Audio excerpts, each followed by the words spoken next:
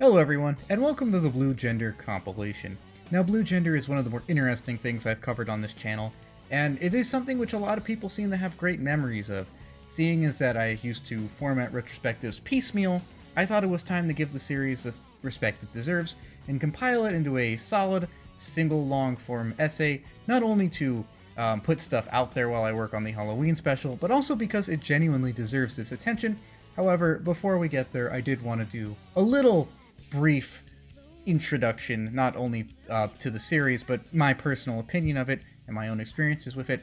When I first covered Blue Gender back in August of 2023, it was something that I had never seen before, and it was something that I had no attachment to, as a child or as a youth or as a teenager or anything like that. And as someone who saw it for the first time as an adult with no real nostalgia for the series, I definitely saw a lot of the potential and a lot of the objective strengths of the series, and I also saw a lot of the weirdness that you get with the 90s and with the dubbing industry in the state that it was. However, I really think the series has grown on me since my initial viewing of it. I haven't rewatched it in a while. I have seen it rewatched a few times since my retrospective on it, but I see the comments that it elicits and the kind of passion that it gets, and even though there are a lot of weird decisions and weird interactions and whatnot in the series, I do think that at least the version I saw of it was a lot more memorable than I initially gave it credit for, and that there is an actual surprising amount of emotional depth to a series about young people fighting giant bugs.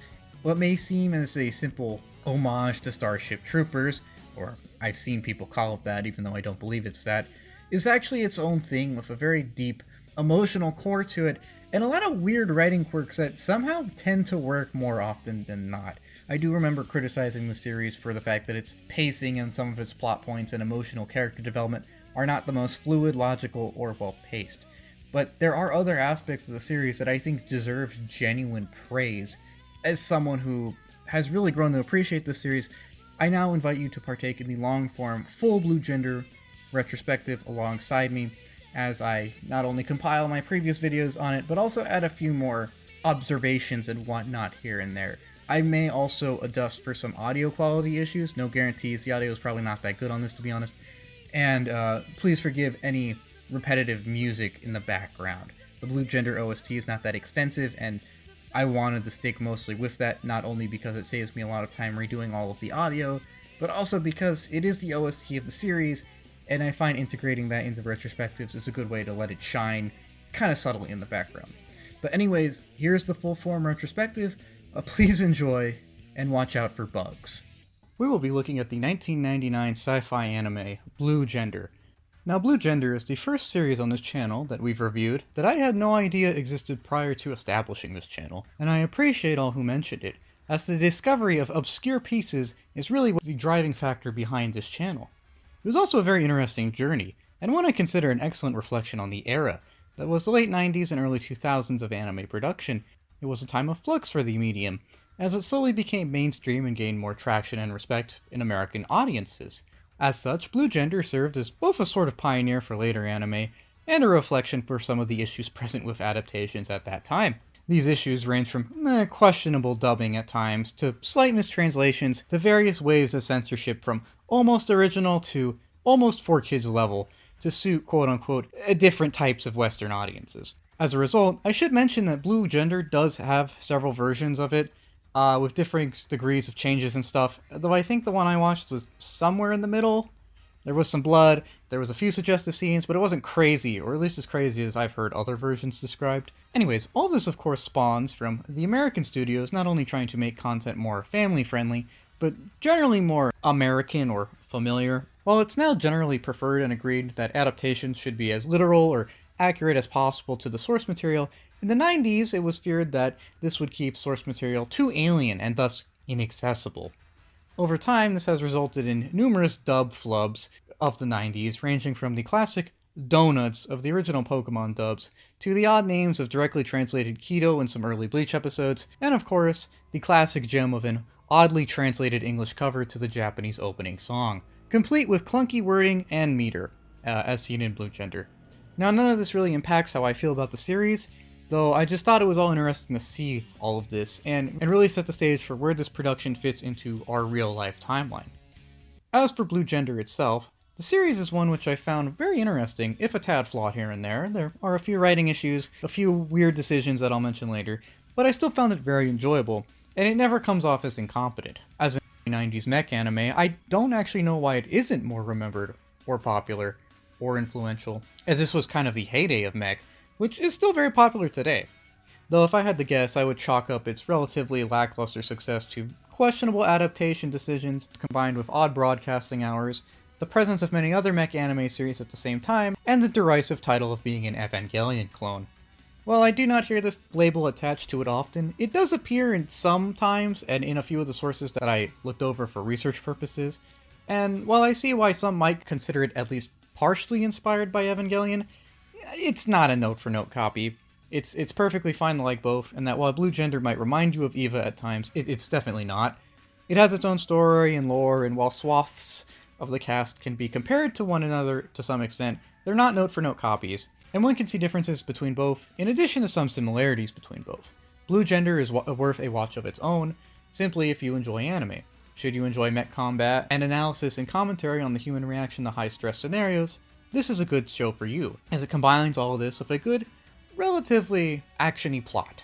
But, what is this high-stress scenario of Blue Gender? In the case of Blue Gender, this is the near annihilation of mankind by giant bugs known as the Blue, who can and do cause massive devastation and nearly render humans extinct, and that gets us to the plot summary. Now the plot of Blue Gender follows Yuji Kaido, a sleeper, who joins with the humans in space, most of them live in space now, to kill off the Blue and reclaim the Earth. Episode 1 opens with an extraction team wheeling Yuji's sleep pod, a cryotube he was placed in for 20 years due to an incurable disease known as B-cells, out of the hospital, only to be ambushed by a Blue. This fight wakes Yuji up, though he is saved in time by the mech pilot Marlene. She reveals that Second Earth, the satellite orbiting Earth where everyone now lives, wants sleeper specimens, and therefore Yuji must come with them.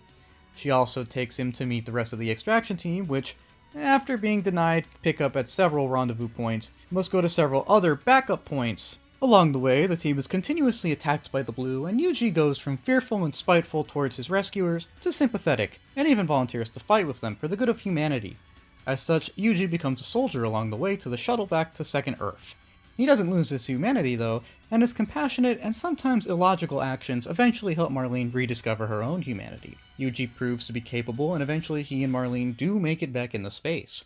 Their long and gruesome ordeal getting there, though, has created a strong bond between the two, and the once cold and distant Marlene now finds herself in love with Yuji. This bond is put to the test when Yuji is stabbed by a Blue on the shuttle back to Second Earth. While Yuji is rushed to the medical station, Marlene is berated for her, quote, mission failure, even though none of it was her fault. As such, the council decides that Marlene should be slated for retraining and re-education, which she doesn't seem to mind, even though she was yelled at for something that wasn't her fault. She struggles in this training, though, as, having now rediscovered human empathy, she can no longer excel as the brutal and heartless person she once was. She's even punished for trying to rescue comrades in combat simulations.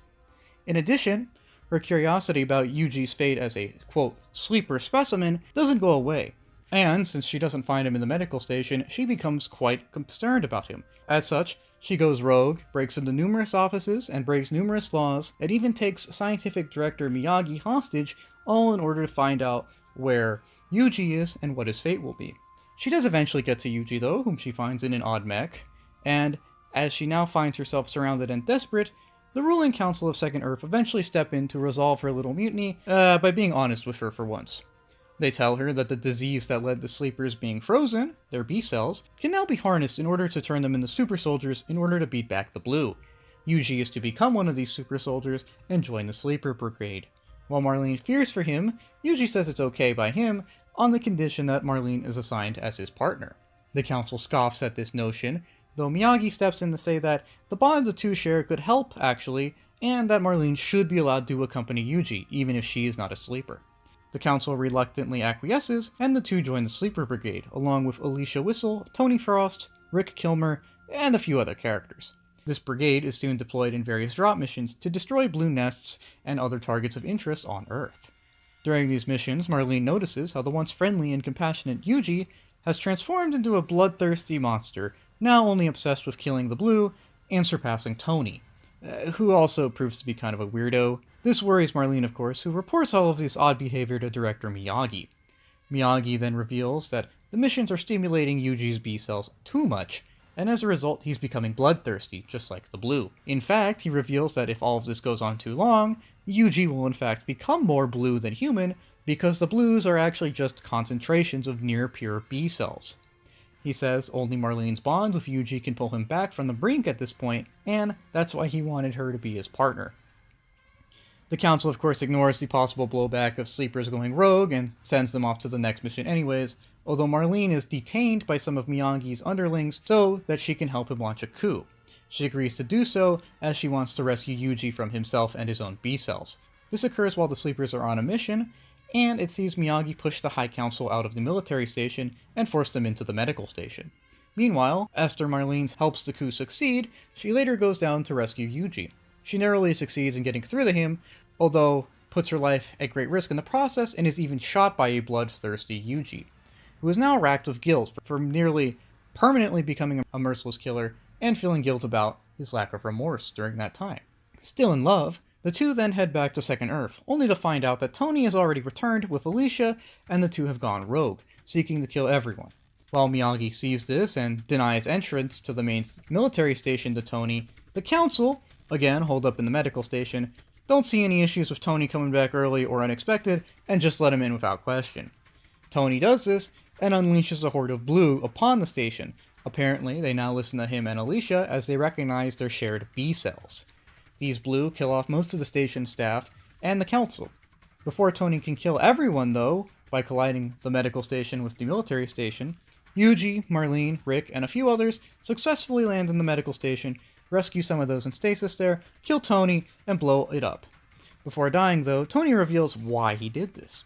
Here he reveals that since he has B-cells, and the Blue have B-cells, and the Blue hate humans, then he should hate humans. He explains that B-cells and the Blue themselves were created by the Earth itself as a living organism. He says that humans have infested Earth, and that the B-cells are manifestations of Earth's will to lower the human population for its own sake.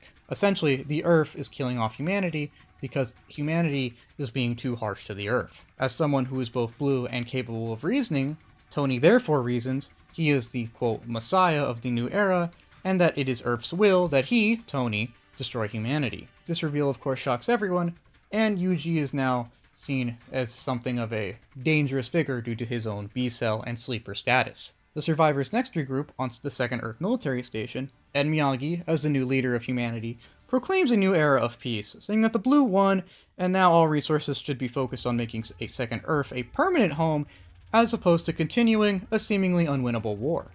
Cut 3 months later, Yuji, now again ostracized for having B-cells, decides to launch an investigation into a recent mass migration of Blue to a massive nest in South America. Marlene, now fully committed to him of course, accompanies him. In South America, they find almost no Blue, and just a peaceful human village in the middle of the jungle. Upon actually going into the nest, they discover that it is actually an amalgamation of Blue corpses, and that it appears that they have basically come here to die. Marlene hypothesizes that by wiping out most humans, the Blue in turn became the overpopulators, and thus were wiped out by the Earth itself for having served their purpose. Next, an earthquake strikes, and several members of the team fall into a massive cavern, home to the vicious Mega Blue, and a sort of world flower. Now the Blue does kill everyone except Marlene and Yuji, although they defeat it, and Yuji reasons he needs to investigate the world flower alone. As such, he instructs Marlene to wait above ground, which she does, and steps inside the flower. Inside, he realizes that the Earth's will has been done, and it's for the more or less part completely reborn. Thus, the Blue are in fact slated to essentially self-destruct, and that remaining humans can lay down the foundations of a more environmentally conscious and compassionate civilization. The series ends with those who stayed on Second Earth going mad, killing director Miyagi, and running away, some to Earth, and those now on Earth, and those who were on Earth the whole time, now committed to laying down the foundations of a new and more nature-conscious society, living with nature as opposed to against it. It sees Yuji and Marlene now confident that they can have a beautiful life in the Earth, and with each other. With all this explained, I think that Blue Gender is definitely a worthy watch. Oh, and before anyone asks, I'm not quite sure why it's called Blue Gender. I couldn't really find any answers online, even after scouring some poorly translated pages of Japanese Wikipedia. The blue part makes sense. The gender part, I don't really understand. But anyways, while the writing and pacing does suffer at times, the story is cohesive and quite gripping. It does make for quite an engaging watch, and the blue are fun and gross bugs, for lack of a better term. I actually really like how Blue Gender doesn't follow the conventional format for this kind of anime. As you see, through the first half of the series, Yuji's really built up as a protagonist and powerful warrior. He does a lot of cool stuff and sees a lot of combat. He proves himself quite skilled. Then, in the second half of the series, conventional formats would see him become the chosen pilot, and along with the elite sleeper force, liberate the Earth in a series of insane and probably unrealistic action sequences. This doesn't happen though, and in fact for most of the series, Yuji is actually quite powerless and cannot realistically save the day even with the Sleeper Brigade. It establishes a realistic and grounded nature to the situation present, and it shows that it is unrealistic to expect that all the work of liberating Earth be done by a select group of people, no matter how elite they are. Instead, it's shown that this is extremely dangerous work and cannot really be done alone, or even with a sleeper brigade, as after all, there's only about 10 people in the brigade, even if we count non-sleepers. It serves as a good inversion of the conventional anime formula, where instead of everything going the protagonist's way and their growth exceeding all realistic expectations to solve the problem in an unrealistic manner, we instead see a realistic portrayal of odds that cannot necessarily be overcome and how people deal with them. This shifts the focus from idealized, bold, and embellished actions to gritty, messy, and tough struggles for survival. Those who don't realize the limitations present throw themselves against a metaphorical wall, while those who do plan around this and realize the limitations present decide instead to wait for a better chance to try and move on. As a result, the solution doesn't come through some great character action or unrealistic over-the-top action sequence which somehow solves everything, but instead through perseverance and patience in letting the Earth reset itself naturally. Now, it could be argued that this is a kind of a cop-out, since they basically just wait the problem out, though I do think this is more realistic, and that it therefore is a good fit for the more grounded nature of the series. I have no issue with it, therefore, and honestly kinda like the idea as it again inverts the focus from bold action to realistic and gritty perseverance, showing that even in cases where humanity can't necessarily do something, it's still strong, and it can survive, which in and of itself is doing something. Another odd decision to speak of is Blue Gender the Warrior. Now, I didn't really know where to put this, so I'm just going to dedicate a quick minute to it. Blue Gender the Warrior is the kind of Blue Gender movie. However, it's not a sequel, it's not an additional material kind of thing, it's just a clip show that consists of about the first 2/3 of the movie to try and tell the story in a very condensed hour and a half. Now, I have mixed feelings about this for a couple reasons. On one hand, you could argue that a clip show is kind of lazy, seeing as that it does just recycle clips from the first 2/3 of the series, although I do appreciate that they do a very good job of choosing clips, and the compilation's quite well made, with some scenes even reanimated. On the other hand, you can't get past the fact that they only used the first 2/3 of the series, and therefore they had to come up with a new ending on the fly. Now, in this new ending, instead of Yuji going to South America and realizing that the Earth has reset itself, instead he kind of just wakes up his blue powers during the raid on New York, and the blue, while encroaching upon him, back off at the last minute, and the camera kind of just cuts, and nothing is really resolved. I don't know why they went with this, although if I had to guess, I would say it was probably due to some kind of budget issues. The fact that it's a clip show already hints at that. It is a good way to speedrun the first half of the series if you don't want to watch like the first 12 episodes, as it does a pretty good job explaining stuff, getting right to the point, and establishing some good bonds. Although the ending is kind of out of nowhere, if it could even be called an ending, and I don't necessarily hold it in high regard. It's a harmless add-on, but I wouldn't say that you have to watch it to truly get the real Blue Gender experience. Going back to some of the issues with Blue Gender, or some of the odd quirks that I noticed. While the writing does suffer some pacing issues at times, and there are a few questionable decisions here or there, the story is cohesive and gripping enough to make for an engaging watch. And, to be fair, I find that some of the issues with the series are fascinating to me in their own right, as it leads me to question some of the behind-the-scenes processes. These aforementioned issues are mostly related to the writing and result in a lack of subtlety in some areas, and some bizarre tonal inferences in places. Most notably of these is how sudden and bluntly Yuji becomes like evil Yuji. There's not so much a sudden fall from grace as a headfirst leap into insanity. although the concept of him becoming consumed by his hate and aggression of an enemy is a timeless and sound one, as is him being rescued by the woman he loves, through their loving bond. This of course means that Marlene's growth and presence are also a massive strength of the series, and it's fun to see her go from a heartless statue to a loving and compassionate partner, all the while remaining as strong as ever. Now the romance aspect of Blue Gender is definitely not what I expected when I read the description of mech pilots versus giant bugs, but I will admit I do find it interesting.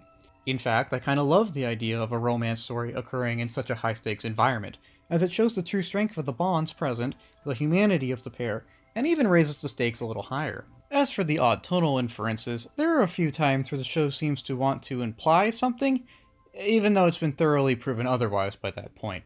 We see this most with Miyagi, who is implied to be sinister much after he's done nothing but help his society and definitely has no ill will towards any of the main cast, but for some reason is portrayed as ominous after that point. It's odd. On the topic of Miyagi, though, I find him to be the highlight of the supporting cast. The cast which we see forced to wit's end as they struggle not only to overcome the blue, but themselves. Another key theme of Blue Gender is not only humanity's struggle with its environment and exterior factors, but its struggle with itself and interior factors, and this really adds a very impressive and interesting dynamic to the series. Some characters exhibit very negative aspects of humanity, some aspect very positive aspects of humanity, and many manifest both. While it is a mech anime, like many other notable mech anime, it's a very human story at its core, and the humanity is on full display here, as we see the true strength of the human soul pitted against the near impossible odds of the Earth itself turning against it. It's very fascinating seeing how different characters deal with this, and ultimately how they overcome the struggles placed in front of them. For this reason, I think most mech, if not most anime fans in general, would enjoy this interesting and hidden piece. So please, join me as we take a more in-depth look at some of the settings, themes, and characters of Blue Gender, a very interesting, obscure anime memory. I'd like to discuss the setting of the series. Now, like any story, Blue Gender's setting is very important in setting up both the world and the characters of it, and it does a very good job in doing so. Now, the setting of Blue Gender is one of duality, and it is a duality between the clean, modern, cramped, and rigid Second Earth, and the dirty, primal, vast, and lawless First Earth. Earth. The original Earth is a place of great danger, as it is overrun by the Blue and many other hostile life forms. Humans have long lost their position of dominance over the Earth, and had retreated into space at least a decade ago. It is an eerie and overrun land where giant bugs and weeds now live and prowl undisturbed on what were once busy city streets. This is a truly wild landscape, a one where nature is reclaiming the dominance that it once had over the entirety of the Earth. It has gone feral, and there is no quarter given to humans, as they are no longer exempt from the law of the jungle. Kill or be killed. This Earth does an excellent job of immediately establishing the real risks present, of creating suspense, and showing the true power of the Blue, as its many ruined cities prove that no one is safe from the treacherous new world that it has become. I really like this twist on a post-apocalyptic Earth, as in most cases, a post-apocalyptic Earth is portrayed as a desolate and lifeless land. It is a land that is no longer capable of supporting life, and is therefore deadly. There is no plants and there are no animals in this scenario, but simply unforgiving soil. But Blue Gender does the exact opposite. In this case, the post-apocalyptic Earth is deadly because it is overflowing with life. And in this case, that includes the Blue, and I assume several other invasive species that have probably gotten out of control by this point, and while humanity is suffering, the Earth doesn't seem to be at all. In fact, it seems to be on an upswing, as without people, nature is reclaiming almost everything. It's a great new take on the idea of an Earth that can no longer be inhabited by humans. In this case, Earth cannot be inhabited by humans because other forms of life have surpassed humans. It's a great idea that the Earth can be apocalyptic for people, but not necessarily for the Earth itself. It isn't all bad though, and I think that's a testament to the series. You see, it would have been easy to say that, oh, the Earth has gone feral and that's bad, and humanity needs to essentially break it again. But that's not the path that Blue Gender takes. Instead, the Earth is also used to show that humanity can live in turn with nature, and that there is some hope at a future provided we learn from the mistakes of the past. The setting does this by establishing nomadic camps and survivor encampments, and even peaceful isolated villages here and there. By establishing that the first Earth, a mostly hostile land, is also still capable of housing some humans who live in peace with it relatively successfully, The setting craft tells us that yes, humans messed up, but also, yes, they can live with nature and thus live on. It supports the ecological themes of the series and the theme of living on in general, all the while still presenting a tangible danger 99% of the time. Ironically, though this organic space is more dangerous than the man-made Earth, it is actually man's natural home, and while Second Earth collapses in on itself, the first Earth, the original Earth, breathes anew by the end of the series and eventually even hosts humans again. On the topic of the Second Earth, the stations which compose it, medical, military, educational, and resources, are almost the exact opposite of Earth. They're clean and well organized, streamlined and disciplined to the extreme. Their cleanliness and order initially portray an air of both safety and order, and it is no doubt that this is intentional. Where the old world is represented by feral and uncertain living, Second Earth is extremely controlled and scheduled. There is nothing left to chance, and everything seems to have some kind of assigned purpose and to be squared away. However, where First Earth hid a layer of hope, Second Earth hides a layer of despair, as it is too controlled and cramped for its own good. There is no room for individuality or freedom, and as such the humans there don't necessarily too happy, or even human. There is just a set schedule and a set of ideals to follow, and in this artificial world, the stagnating people even start to exhibit some abnormal behaviors. Even Miyagi's more lenient hand cannot seem to address all these issues, and it ultimately implodes. Second Earth's artificial nature underlies the artificial and unhealthy nature of the society it hosts. In the end, it represents man's failure in his attempts to create and completely control his environments. Together, these two settings show the dangers and hopes of humanity, all the while examining how humanity's environments can shape it, and how humans in turn can shape their environments. One thing both settings have in common, though, is their very visceral feel. Whether on Second Earth or First Earth, nowhere really feels welcoming or friendly. Sure, Second Earth might be very clean and organized, but we can see from its discipline and overtly anti-individualistic society that it's not necessarily what you would call friendly. As for First Earth, well, the Blue definitely don't seem like very good hosts. This sense of being on edge, this sense of unwelcomeness, really helps flesh out the visceral feel of the series. Since nowhere necessarily feels safe, it signals to the viewer that there really are high stakes here. And this also signals to us a high-stress situation, which of course lends itself to stressing out the characters, and therefore helps create emotional tension. Even areas that are supposed to be safe are not necessarily safe, whether it's the abandoned and overrun space bases on First Earth, or the testing and training facilities of Second Earth, where we get to see that even in training, extreme pain can be expected. As in real life, seemingly anything unexpected could happen at any moment, and this really does help feed into the dramatic, intense air that the series tries to present itself with. All of this, and how the settings are already kind of set up to be very utilitarian, or maybe even a little dull, helps ground the series a lot.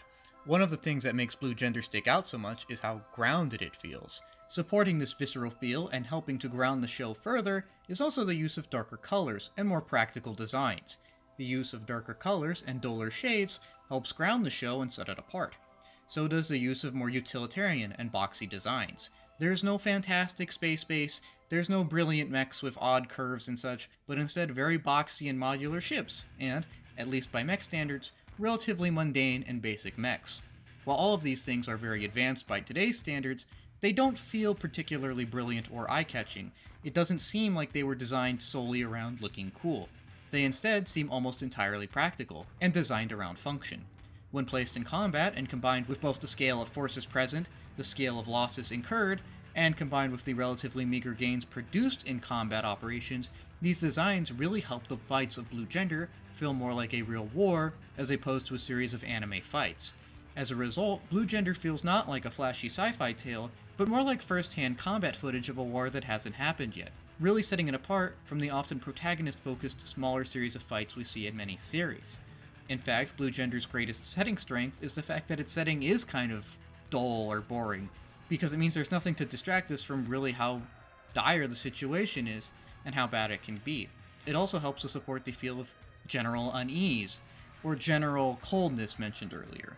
In fact, Blue Gender's setting excels at grounding the series, and this is actually how it helps Blue Gender stand out the most. It helps the story abandon the conventional structure of a hero somehow just main charactering his way to victory, and instead guides us and the cast through the very real process of coming to terms with and somehow working around insurmountable odds. Because the setting does seem very practical, because it does seem kind of dirty, because it does seem as though something that could actually exist, it lets us know that this is a real struggle, and it lets us know that the characters are human too, that they are real people, and that they're feeling real emotions. If there's anything I really want to say about Blue Gender's setting, it's that it really does help ground the series, and this grounding is one of the things that helps it stand out the most. As instead of providing an unrealistic world with unrealistic solutions, it shows us a very gritty and emotional tale. By lending an air of physical plausibility, it also lends an air of emotional plausibility, and helps us get into the thought process and feelings of the characters even more. It just makes everything seem so real. Something else that can set a scene is of course music. Now I would like to take a second to speak of the original soundtrack. The OST of Blue Gender is actually quite good, even if it is rarely the focal point of any big moments. Like the physical setting, it is a good split between modern and industrial feelings, and more earthy and softer ones. In between, there is a slathering of good orchestral pieces which can serve to either raise suspense or emotions when appropriate. Many of these pieces are used quite well, if not necessarily to make a scene, then to enhance it. Clean industrial pieces like Torque can help streamline action sequences. More visceral action scenes like Protostar really add grime to their scene, and slow and more human pieces like Cure, with their ethereal vocals, do a great job infusing mystery or humanity into their scenes. I especially like the piece Cycle, as its use of winding strings emulates the buzz of a fly, and it helps set us on edge. Of all of the original soundtrack, I'd also like to take a second to speak of the opening theme. Now the opening theme is called Toke Hanate, and it actually has a Japanese and an English version. Now while that may sound odd, as nowadays the opening of an anime is almost always left alone, they don't tend to dub it, remember Blue Gender came out in the 90s, when localizers were still afraid that anime was too foreign to succeed in America. As a result, they went ahead and made an English cover, complete with a somewhat clunky and direct translation, and a few other touches. I think these other touches including upping the bass volume, modifying a few rhythms, and maybe even tweaking the key a bit. I can't really tell quite for sure. This wasn't needed then, of course, and there's a reason they don't do this kind of stuff anymore, but it's fascinating to me as this is something you simply just don't see anymore. In fact, people would probably get upset about it if it was done today. And most people generally agree that of the translated openings of the 90s and early 2000s, the Japanese versions are usually better. I would tend to agree. However, I really like the English version a lot, and I can't I can't explain it. Maybe it's because it's keyed a little lower, or I like the additional bass to fill out the sound, but Brandy Evans McComb, who Funimation unfortunately doesn't credit, does a fantastic job delivering the slightly clunky translation with a passion and strength that just really sells it. I mean, the Japanese opening is still really good, but I can't help but love both the honest artistry and pure cheese of the English cover. And honest artistry is a good way to describe the setting of Blue Gender. While it isn't the most fantastical, this is kind of a strength of it. It excels in that it is a grounded setting that portrays the true stakes of the situation at hand. It helps set the mood and lets us know that the blue are not to be trifled with, and that we are entering into a dangerous world where nothing is guaranteed. It grounds the series and allows it to shine, not as a shiny new fantasy, but as a gritty and visceral tale of survival. And with the setting of Blue Gender covered, it's time we start to speak on some of the characters of the series. Now, as is the usual case, we will start with the supporting cast and work our way towards the main cast. Now, Blue Gender has a very large tertiary cast, and many of these are not necessarily fleshed out well enough, so we'll move on to the secondary cast. Now, among the secondary cast, I found the character with the least significance that still warranted a video because of their odd place in the series was Alisha Whistle, the youngest and least experienced of the Sleeper Brigade. Now, admittedly, Alisha doesn't really do that much, although I found her presence in the story an interesting commentary on the nature of war and sort of the mech genre or anime as a whole. She is first introduced in episode 14 as a member of the Sleeper Brigade, and as one who doesn't really seem that good of her job. In spite of this, she still seems relatively upbeat, and immediately seems to manifest a naive crush on Yuji. This motivates her to go along with the Sleeper Brigade on their various operations, although again, she doesn't seem to contribute much and is often the butt of jokes. After Yuji essentially leaves her behind during the second drop operation, she instead follows Tony, who drags her into the Blue Nest. There, she's forced to hold the egg of a Blue, and quote, realize her true nature. As a result of this, she goes along with Tony's plan to destroy the humans in space by bringing up some Blues along with them. She is therefore in the medical station when Yuji, Marlene, and Rick try to track Tony down. They encounter her in a room with several blue, and she then berates Yuji for just being kinda rude to her. In spite of this, Yuji tries to talk her down, but fails, and she calls in several of the blue, who wound Rick. Rick then shoots Alisha in order to save Yuji, although it's not a fatal shot. As Rick struggles to get himself and a wounded Alisha out of the station, he is unfortunately killed off, and Alisha wanders about into Tony's headquarters, where she finds an already mortally wounded Tony. Now besides him, instead of trying to save him, she simply informs him that it's not their time yet, and resigns herself to her fate of being destroyed along with the rest of the station itself. While Alisha doesn't do much in terms of her actions, her presence is a very unique one in this series, and maybe even anime as kind of a whole, and it really helps flesh the series out. For one, it shows how cruel the government of Second Earth really has become, essentially exploiting a naive and arguably incompetent conscript for their own nebulous goals. This complements themes of how horrifying war is, by demonstrating just how little value is placed on Alisha, and therefore most people in general. From here, though, her character even goes on to serve as a sort of meta-commentary on anime as a whole, as her character is a great inversion of almost every expectation that we would have for this kind of character in an anime. To start, Alisha is a great example of a tragic character, simply in the wrong place, at the wrong time, with the wrong crowd. She isn't a great pilot, but is expected to be because of her B-cells.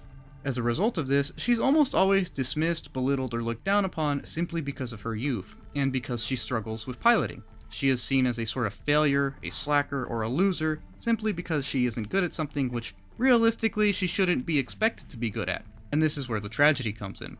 She, someone with no apparent skill or desire to be an elite mech pilot, is expected to simply do so because High Command thinks her B-cells will just magically make it happen. Now, while B-cells seem to be a prerequisite for the highest level of mech piloting, they don't necessarily seem to guarantee any skill at it either, though everyone just kinda seems to ignore this. It seems that there is a consensus that eventually, if they just push her enough, she'll just happen to become a super soldier overnight. This of course doesn't work, and I can't imagine it's good for her mental health. While mental health does seem to be a low priority for this military, as we can see by how hard they encourage mental repression and other negative behaviors, its neglect is especially noticeable here, as Alisha shows what is essentially a conscript soldier being near tortured by an incredibly controlling and borderline totalitarian regime. In spite of this, she still tries to contribute to the team, but is bullied for her lackluster battle skills, again something which she can't necessarily fix instantly. Her positivity, cooperation, and even her own identity are thus in essence seen as useless and kind of kicked to the curb because of something that is not entirely within her control. And although she is expected to do a lot, and basically save humanity, she isn't really given any respect or understanding in turn. For someone who's supposed to save everyone, she's treated with no more respect than a mild irritant. All of this shows how messed up Second Earth has become, and how inhuman its leadership and their culture is. It is a denouncement of the idea that anyone, when pushed with enough force, can be made into a successful wielder of force, or even if doing so is justified 100% of the time. Of course, there are struggles and wars to be fought, but that doesn't mean that you can just forget your soldiers are humans, which is something that the High Council seems very good at. Deluded by dreams of a sudden victory simply via blunt force though, the Council thinks that they can simply force a solution, and therefore inadvertently abandons the humanity of those under them. Alisha is a symptom of this. Realistically, she cannot contribute much to the fight, unless she miraculously awakens her B-cells all of a sudden. An unlikely scenario in her case, but is still expected to do so anyways. The Council does not see an issue with this, as by this point, they're quite disconnected from most of the nitty-gritty realities of the situation. Anyways, this means that Alisha, someone with no real desire or skill for combat, is forced into dangerous and stressful situations on a regular basis because it's, quote, the right thing to do. She deals with this though the best she can, but even then is still looked down upon or belittled. Everyone kinda sees her as dead weight, and seems to dislike her presence, even though it's not even her decision to be there. This is where the commentary on war is expanded, as we see just how cruel it can be. None of the blue care that Alisha is basically incompetent or probably doesn't even want to be there. None of the humans care that she's often frightened or alone. In fact, war has hardened their hearts so much that some of them seem to actively loathe her presence. Everyone asks Alisha to do many things to somehow save humanity, but no one ever asks if she needs any help or support for herself. Alicia's presence, in fact, feels like a sort of cruel joke, and it shows that war really is an indiscriminate hell. It takes her time, then it takes her innocence, as we see when she's forced into basically becoming a blue, and then it eventually even takes her life.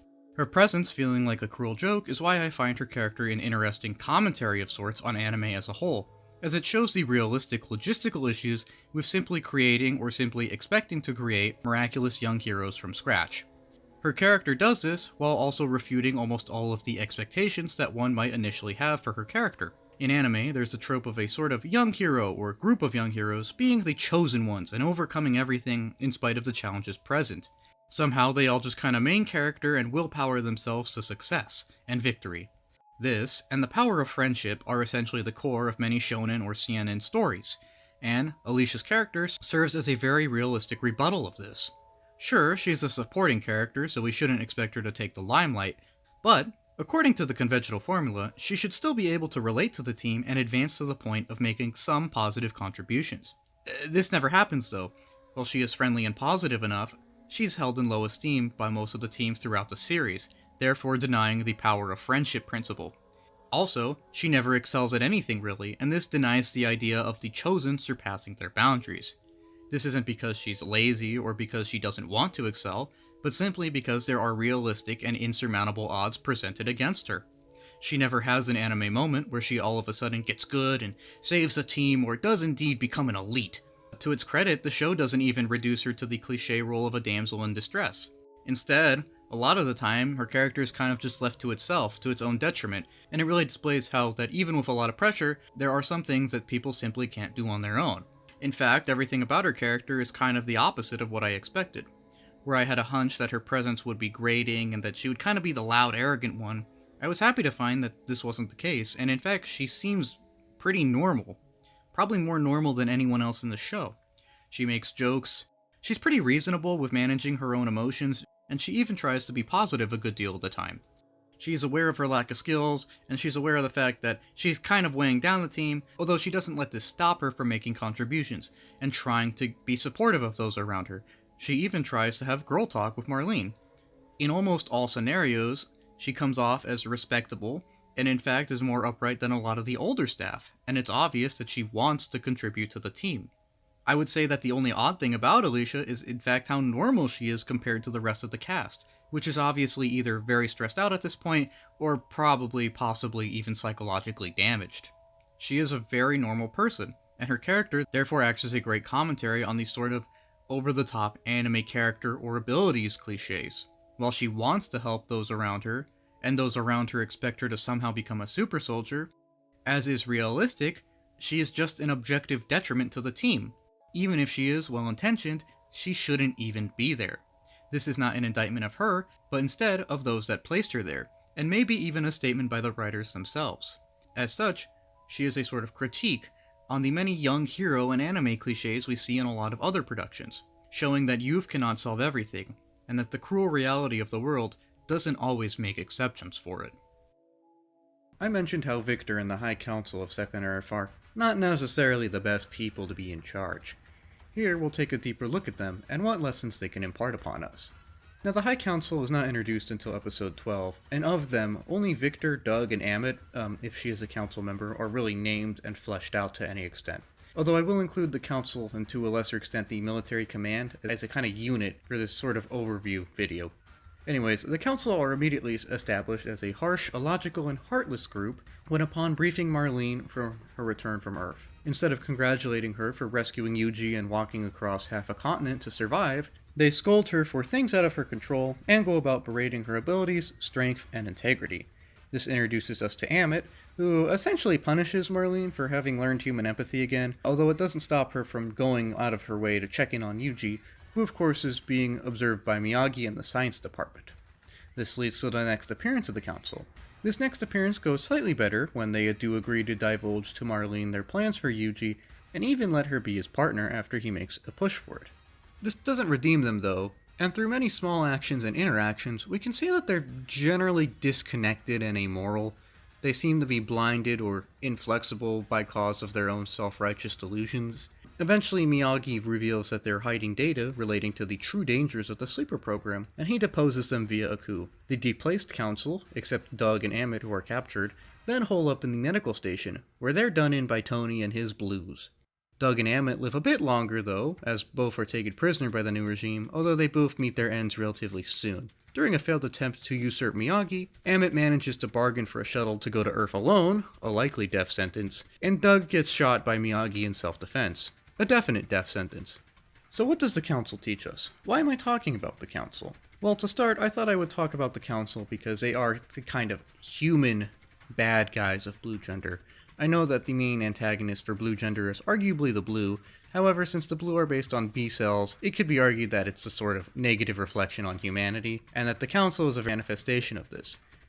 They're not a manifestation of B cells, just of negative human traits. You see, the Council acts as a sort of criticism to blind militarism, that is the inflexible use of force without any real human touches or considerations, and the disconnect that those at the top may have with those under them, if not humanity as a whole.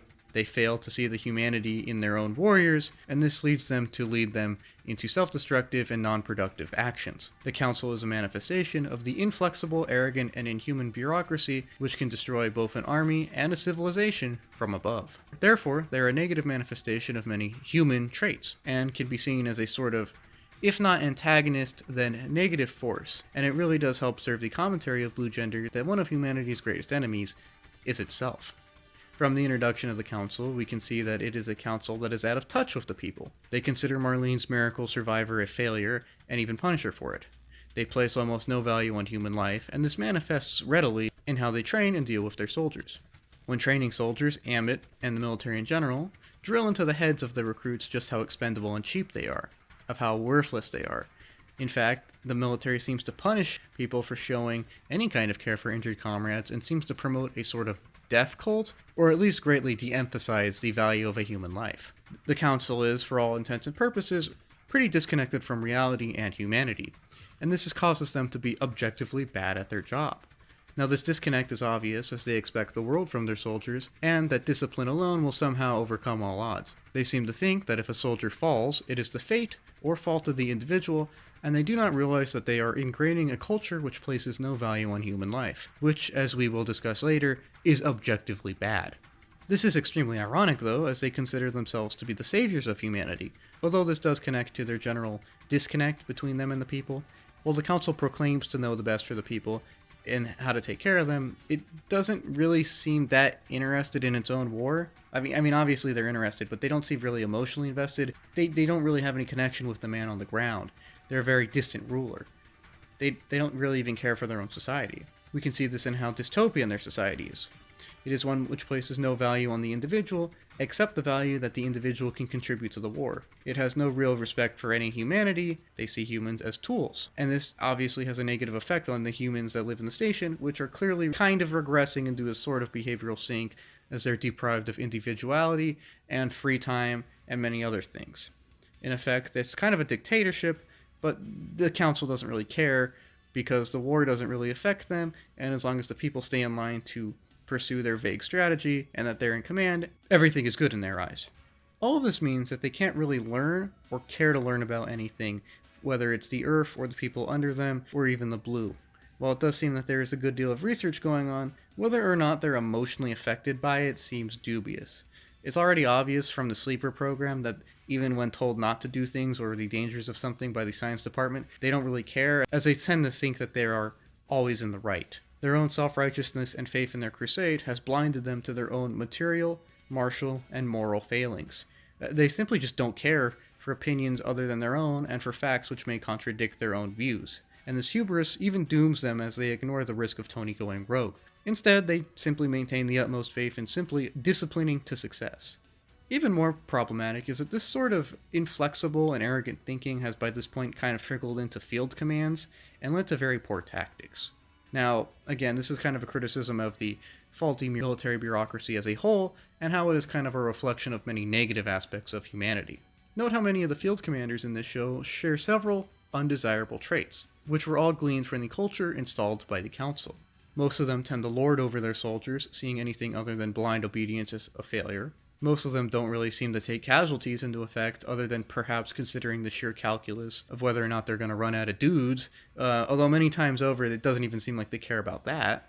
They tend to fixate on holding or taking objectives above all, ignoring strategic and tactical realities, which leads to a very high degree of inflexibility and a high tendency to create either Pyrrhic victories at best, or completely destructive and pointless last stands at worst. The fact of the matter is that these guys should not be running a war, as it seems they lack the flexibility, ingenuity, and dare I say humility to create any kind of long-term and cost-effective solution, or even singular battle plans. This is a damning indictment against both the command in general and the council in specific, as it shows that their manifestation of many negative human traits is in effect taking humanity down with it. Again, it's kind of a commentary on humanity is often its own greatest enemy. Is it intentional irony that the council is run by a guy named Victor? Anyways, let's just take a second to zoom out and really ask, why have the Blue not been beaten back yet? I know this might be a little too in-depth for a fictional scenario. I may be zooming out or zooming in a little too much, but it really does reflect negatively on the Council, and here's why. I mean, the people of Second Earth have access to some pretty state-of-the-art technology, and in spite of some exposition claiming that nothing could defeat the Blue, it's pretty clear that the Blue can be killed in a variety of ways. Second Earth even seems to have forces capable of winning battles, as we see this take place in and near Tanzania. So, if it's been a few decades, and this technology seems to have been around for a while, why haven't the humans won yet? I mean, while they are outnumbered, it does seem that they are smarter than the Blue, and that they do have some advantages, like a space base. Well, I think the blame lies in the Council's strategic failures. You see, their stagnant and negative mindsets have led them to take some very stale and questionable approaches to this war. Judging by the number of space bases and retrieval teams around, the Council seems to favor some sort of broad offensive against the Blue, even though that's probably the worst thing to do in this case. Not only does it horribly dilute their own forces, but it also means that any gains that they make can't readily be secured. They seek to reoccupy the Earth, yet pursue a sort of raiding strategy against a force which clearly outnumbers them and doesn't seem to rely on any kind of manufacturing. I guess you could argue that the Blue Nests manufacture blues, but if the teams leave right after destroying the nests, what's to prevent another one from taking their place? So what do these raids accomplish long term? Do they at least send settlement teams into newly cleared areas to hold them down? It seems instead that the Second Earth should establish a sort of mega base, a mega fort, complete with defense robots and garrisons and other stuff, and then slowly fan out. Perhaps they could establish some sort of air force, and if not destroy the Blue Nest from above, at least destroy many Blue from above. Did these guys not realize the power of air power and artillery?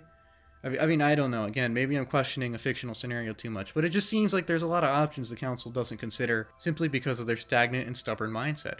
Anyways, following this big base and slow fan-out strategy would probably take years to win, if not decades, but I could see it liberating a small pocket of Earth and then slowly fanning out from there. Again, it requires patience though, and the Council seems to lack patience. They seem to want instant results, which in this case has led to 10 years of basically stumbling, it seems, as they instead just decide to throw troops at random vectors with extremely mixed results. The Council really doesn't want to pursue any kind of long-term strategy, it seems, and instead wants quick results, and as a result follows an illogically scattered offense. It all boils down to inflexibility, stubbornness, and arrogance. Now, while discipline is necessary to fight in any war, and casualties are inevitable, the crushing, illogical, inhuman, and inflexibly destructive levels of discipline asked for here are nonsensical. Let's just look at some of their tactics, some of their battles. They always seem to try to maintain static positions against a very mobile enemy, and they do this instead of retreating, regrouping, and recovering to strike later. This causes a lot of unnecessary losses for land which is objectively not super valuable, which leads to another point of how they always place the objective first, which again leads to a high incidence of Pyrrhic victories or last stands.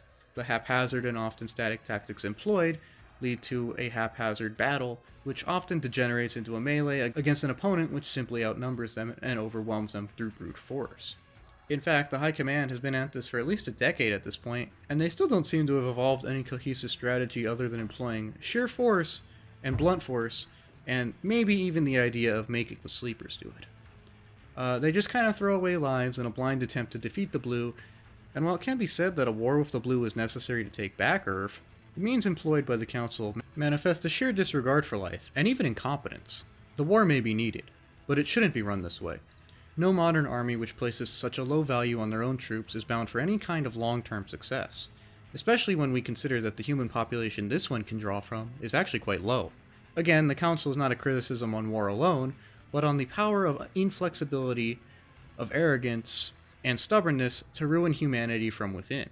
As an out-of-touch bureaucratic and political body, they serve as a very good example of these traits and how they can cost humanity dearly. They are a criticism of ignoring humanity in war and in general. Regardless to the philosophical musings of the value of life, it objectively makes no sense to throw away lives as they do. A skilled soldier takes more time to cultivate and train than any piece of equipment, so even from an objective point of view, the lack of value placed on human life is extremely detrimental here. This shows that brawn still requires brain to be wielded effectively, and that glorifying sacrifice in war doesn't help much when the tactics and strategies employed stagnate, or even devolve. It is a critique against humanity's tendency to elevate brute strength and power above the efficiency and intelligence needed to wield it effectively. It is not a critique of fighting a war of self-defense, but instead a critique of fighting a war in a way that forgets its participants are human. For this episode, we're going to talk about Tony Frost, the gifted but ultimately treacherous member of the Sleeper Brigade. First, let's ask, what does Tony do in the story? Now, Tony is introduced along with the rest of the Sleeper Brigade in episode 14. In this episode, we see him take part in some cool exercises where he proves to be an extremely skilled pilot and even outduels a partnered Yuji and Marlene. In the next episode, we see him perform his own mech maintenance, and this is his first real interaction with Yuji and therefore us. He proclaims not to trust the maintenance staff. He tells Yuji that there are two things that matter in life, that is not dying and to never trust anyone. This establishes Tony as a very aloof and isolated man, and does perk a little bit of curiosity as to what his viewpoint is, what his motives are, who this guy really is. Anyways, as the series progresses, Tony takes part in the first drop mission in and around Tanzania, where he proves to be brutally effective against the Blue, but also extremely arrogant and weird. He disregards detailed orders many times and leaves his mech for a bit to personally pick up a blue egg.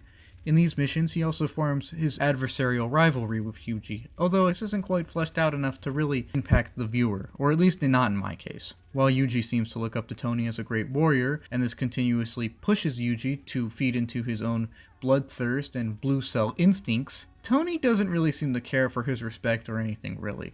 He just kinda comes off as unpleasant and distant. Anyways, in the second less successful drop mission in New York, Tony again goes rogue, although this time he doesn't destroy the blue nest from within, but instead drags Alisha into it and convinces her to betray all the humans. This sees him bring up a horde of blue aboard the medical station and proceed to basically wreck it. He does this because his combat missions have awakened his inner blue cells, his inner B cells, to the point where he, quote, realizes his true destiny. According to Tony, since the blue are Earth's manifestations of B cells, and he, as a sleeper, also has B cells, that he and the blue are actually on the same side, and therefore should carry out what he calls the grand will of destroying humanity. Since he sees himself as the most intelligent wielder of B cells, I mean, he is obviously smarter than the blue, and, he's pretty arrogant, so he does consider himself smarter than his fellow humans. In his view now, it falls to him to lead this sort of new awakening, according to him. In accordance with this, he sees himself as a new messiah, a heralder of a new age, one free of humanity. He takes over the medical station, as mentioned, and plans to ram it into the military station to carry this out, although he is prevented from killing everyone when Yuji fatally wounds him, and the medical station is successfully blown up. As Tony lies dying, the same Alisha that he convinced to go along with him walks into the room and instead of saving him, simply says it's not their time, and holds him as the station explodes. Now, Tony's character is a very odd one to look at, as it does do some extremely important things from a logistical viewpoint, although it isn't quite fleshed out enough or present enough to feel quite like a main character. Tony's just kind of in the background a lot of the time, and feels a bit unlikable, although this is probably intentional. The show doesn't quite know how to handle Tony and what path to take him down. On one hand, it wants us to hold him in high regard, and says that he and Yuji have some kind of great rivalry and perhaps friendship. But very little of this is conveyed strongly enough and leads to a weird characterization, as it seems they want us to think they're friends but don't really show it. Meanwhile, while this is happening, the show also implies that Tony's a sinister man with ulterior motives, which does prove to be true. Tony's presence is kind of all over the place after all, and I'd go as far as to say that he does feel like he has quite a bit of wasted potential. Though that's not to say we can't learn anything from him, which we can, and we're going to get to that. I do think that his character is more impactful than I initially believed, and I've learned to not completely hate it. Now, while I've approached characters who lack characterization before, Tony's is especially a standout to me simply for how underutilized it is, especially compared to how many important actions it takes. In fact, sometimes the only reason we remember Tony's even a member of the cast is because of how Yuji fawns over him, and although he's in the exact same number of episodes as Alisha, his presence is nowhere near as fleshed out as hers. While Alisha has a defined character, a defined arc, a defined personality, a defined person, Tony doesn't really, and this is kind of the fault of the writing and how it tries to tackle his character from two very different angles. On one side, Tony is supposed to be Yuji's great rival and later friend. But on the other side, and simultaneously, he's also shown to be very nefarious and that he's always scheming, it seems. These do not reconcile well and kind of cancel each other out. As a result, Tony isn't very characterized and just feels like a kind of causal means to thing. In short, his character feels more like a plot device than a person. He isn't the guy that betrays Second Earth, but the reason the medical station blows up. He isn't Yuji's great friend, but simply the thing that pushes him to go further. I mean, he does have some character and personality, which I have come to pick up on, although it's not the most fleshed out, and due to the two approaches taken, it's also kind of contradictory. Now, it's obvious that Tony's main purpose is to be a sort of competitive and later tragic rival of Yuji, who, while fighting the good fight, falls to his own inner demons and betrays the team in a sort of tragic fall from grace. Now, while this is a perfectly fine plot thread and has been done very well many times before in many stories, the execution here is somewhat suspect. From a purely logistical standpoint, it's very competent. Tony does do these things. He establishes himself as a great warrior, as a great creep, and later as the guy that does try to kill everyone. From a logistical perspective, all the boxes are checked off. However, from a writing and characterization standpoint, Tony's character suffers from both a lack of screen time and interpersonal interactions. These two factors mean that we never really get to know Tony before his fall from grace, and therefore don't really care about him at all. Sure, his betrayal creates some shock value, but it lacks the emotional punch that a betrayal of this magnitude is probably supposed to garnish. What is supposed to be an emotional climax of his character, and definitely an emotional moment for Yuji, falls flat and even comes off as a little artificial because of how weak a connection we have to Tony. As a viewer with few endearing interactions with Tony, I don't really feel any inner conflict when he has to fight Yuji. I don't really even feel bad for either of them, as it's pretty obvious that Tony was never really his friend from the start. For a betrayal to have the biggest emotional impact possible, a close bond is needed, and that simply isn't here, even if it's bluntly stated to exist. In fact, Yuji's whole idealization and respect of Tony just kind of feels really forced and arbitrary, since Tony is just so boring and uninvolved. Okay, so is Tony supposed to be the creepy weirdo then, and lean into his lack of emotions? I would think so, and I think this would be a really good approach actually, though it's hard to tell again. I think that it would have been a fine direction for that character to go in, as it is obvious from the start that he's kind of weird and probably nefarious, so if just feeding into his psychopathic tendencies, which they do later, could have actually been really cool and worked really well. While the egg scenes are weird, and his hugging a dead Blue is weirder, I think more scenes like this could have actually saved his character, and I would have appreciated more of them. As while his nefarious nature was obvious, his betrayal wasn't quite obvious. As such, I think that the show should have either leaned into making Tony obviously evil or obviously good, and then slowly bled from one side into the other. He should have either been a completely joking and fun rival to Yuji, or a complete psychopath from the start. I mean, there are other approaches that could have been taken and would have worked. What I'm saying though is that by splitting Tony's character, by taking two very different approaches at the same time, neither succeeds. In fact, it just feels like a sort of weird middle path is attempted, and as a result, to quote the immortal Mr. Plinkett, he just kind of comes off as a creepy, boring weirdo. The fact that I kind of disliked his character from the start, though, is perhaps intentional. Perhaps there is a reason his character is like this. Now, Tony's character is the first to fall to its own B-cells. That is the first to fall to its own animalistic and base urges. Perhaps this lack of humanity is an intention of the character. And as I rewatched some more of the series in order to kind of refresh myself about his character, it did feel more natural and I learned to not hate it. While it is true that his bizarre writing, his lack of interactions with others, and his general cold demeanor do make him kind of a boring and unlikable character, there are people like that in real life, and again, perhaps this is intentional.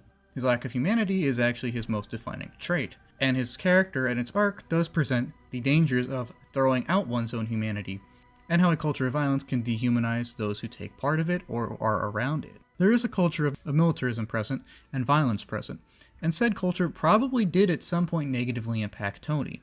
While his character does suffer from a lack of a true backstory or any real moments to define him, it is obvious that he is not necessarily in the best mental state. Now I'm saying this because no one just goes crazy overnight. No value is placed on him other than his military value, and it seems that with this beginning of the dehumanization process, it's all been downhill from there. In his first battles with the Blue, he shows very violent tendencies. He seems to enjoy nothing except violence. In his later battles with the Blues, he's enjoyed violence so much that he's in fact become the main arbiter of it against those who are not his enemies. Perhaps if any care was given to his humanity or the mental health of the sleepers in general, Tony could have been saved. If perhaps some caution was taken and actual value placed on who he was as a person, none of this would have happened. He never would have gone down the path he chose had he been valued and meaningfully interacted with. Perhaps if some value was assigned to his humanity, he wouldn't have been dehumanized to a point where he renounced his humanity and humanity as a whole. As Tony goes on to glorify death and destruction, he becomes a sort of false and nihilistic savior. He goes on to embrace the negative aspects of humanity that have kind of led him to betray his own humanity, as they have become all he knows. I guess it's appropriate that someone so out of touch with everyone would go on to try and destroy everyone. In this way, Tony does serve as a great foil to Yuji. While their rivalry and relationship are not fleshed out significantly, they are still relatively good foils. Where Yuji is the main character who doesn't seem to know this and just is basically some guy trying to survive, Tony claims to be the main character but isn't. He's just a side character who does his own weird stuff in the background. While Yuji is still in touch with his humanity and humanizes those around them, lifting them up in order to embrace life and something other than the war, Tony dehumanizes those around him and only seeks to carry out the violence which he seems to revel in so much. Yuji reaffirms and reclaims humanity, while Tony has completely cast us off. In this way, it does make sense that Tony's presence is detrimental to those around him, as he seems to be a sort of miasma that, while subtle at first, later seeps in and ruins those around him. We see this most prominently with Alisha, who he kind of just brainwashes into becoming his second in command, although we do see this with other characters as well, such as when he eggs Yuji on to be more violent towards the Blue, or when he scolds those around him or talks down to them. His general misanthropy just shows how easy it is to both catch and spread disdain for others, and how this can really poison a group from within. How sometimes the worst can indeed drag down the best. From both the point of view of his writing and his character arc, Tony very much is a cautionary tale about the loss or lack of humanity. Sometimes interactions can be negative. In fact, one of the themes of Blue Gender is that one of humanity's greatest enemies is in fact itself. That no one is perfect, and that the flaws of humankind can, and sometimes do, amalgamate into bigger issues which kind of weigh down the progress and lives of others from time to time. However, I think that Blue Gender proves that this can be overcome. Now, as what I would consider a more visceral anime, Blue Gender doesn't have any of what I would consider perfect characters that are perfect, morally upstanding in all times, flawless. It doesn't have anyone like that. Instead, it's more of a realistic take on humanity in a stressful situation, and how sometimes it would impede itself in said situation. We see this in almost every character at some point in the series. Now, with characters like the High Council, it's pretty obvious that humanity doesn't always have its best or most selfless interest in mind. They don't really value human life, they kind of screw a bunch of people over, they get a lot of people killed, and they honestly don't really seem to know what they're doing other than furthering their own agenda. However, every character at some point in the series also has a moment proving that humanity doesn't necessarily have the best interest of itself in mind at all times. Yuji, of course, has the whole Dark Yuji arc, where he falls victim to his own frustrations and emotions and basically almost kills everyone. Tony actually goes through with this, giving into his B cells and tries to actually kill everyone. Alicia's caught somewhere in the middle where, while she doesn't necessarily go out of her way to try and kill anyone, does get dragged along with Tony. Although I will say that for the most part, she's pretty decent of a human being. Marlene is very cold in the beginning, and it shows a human's capacity to not necessarily value another human, another weakness here. And Miyagi, of course, is always very distant and very cold.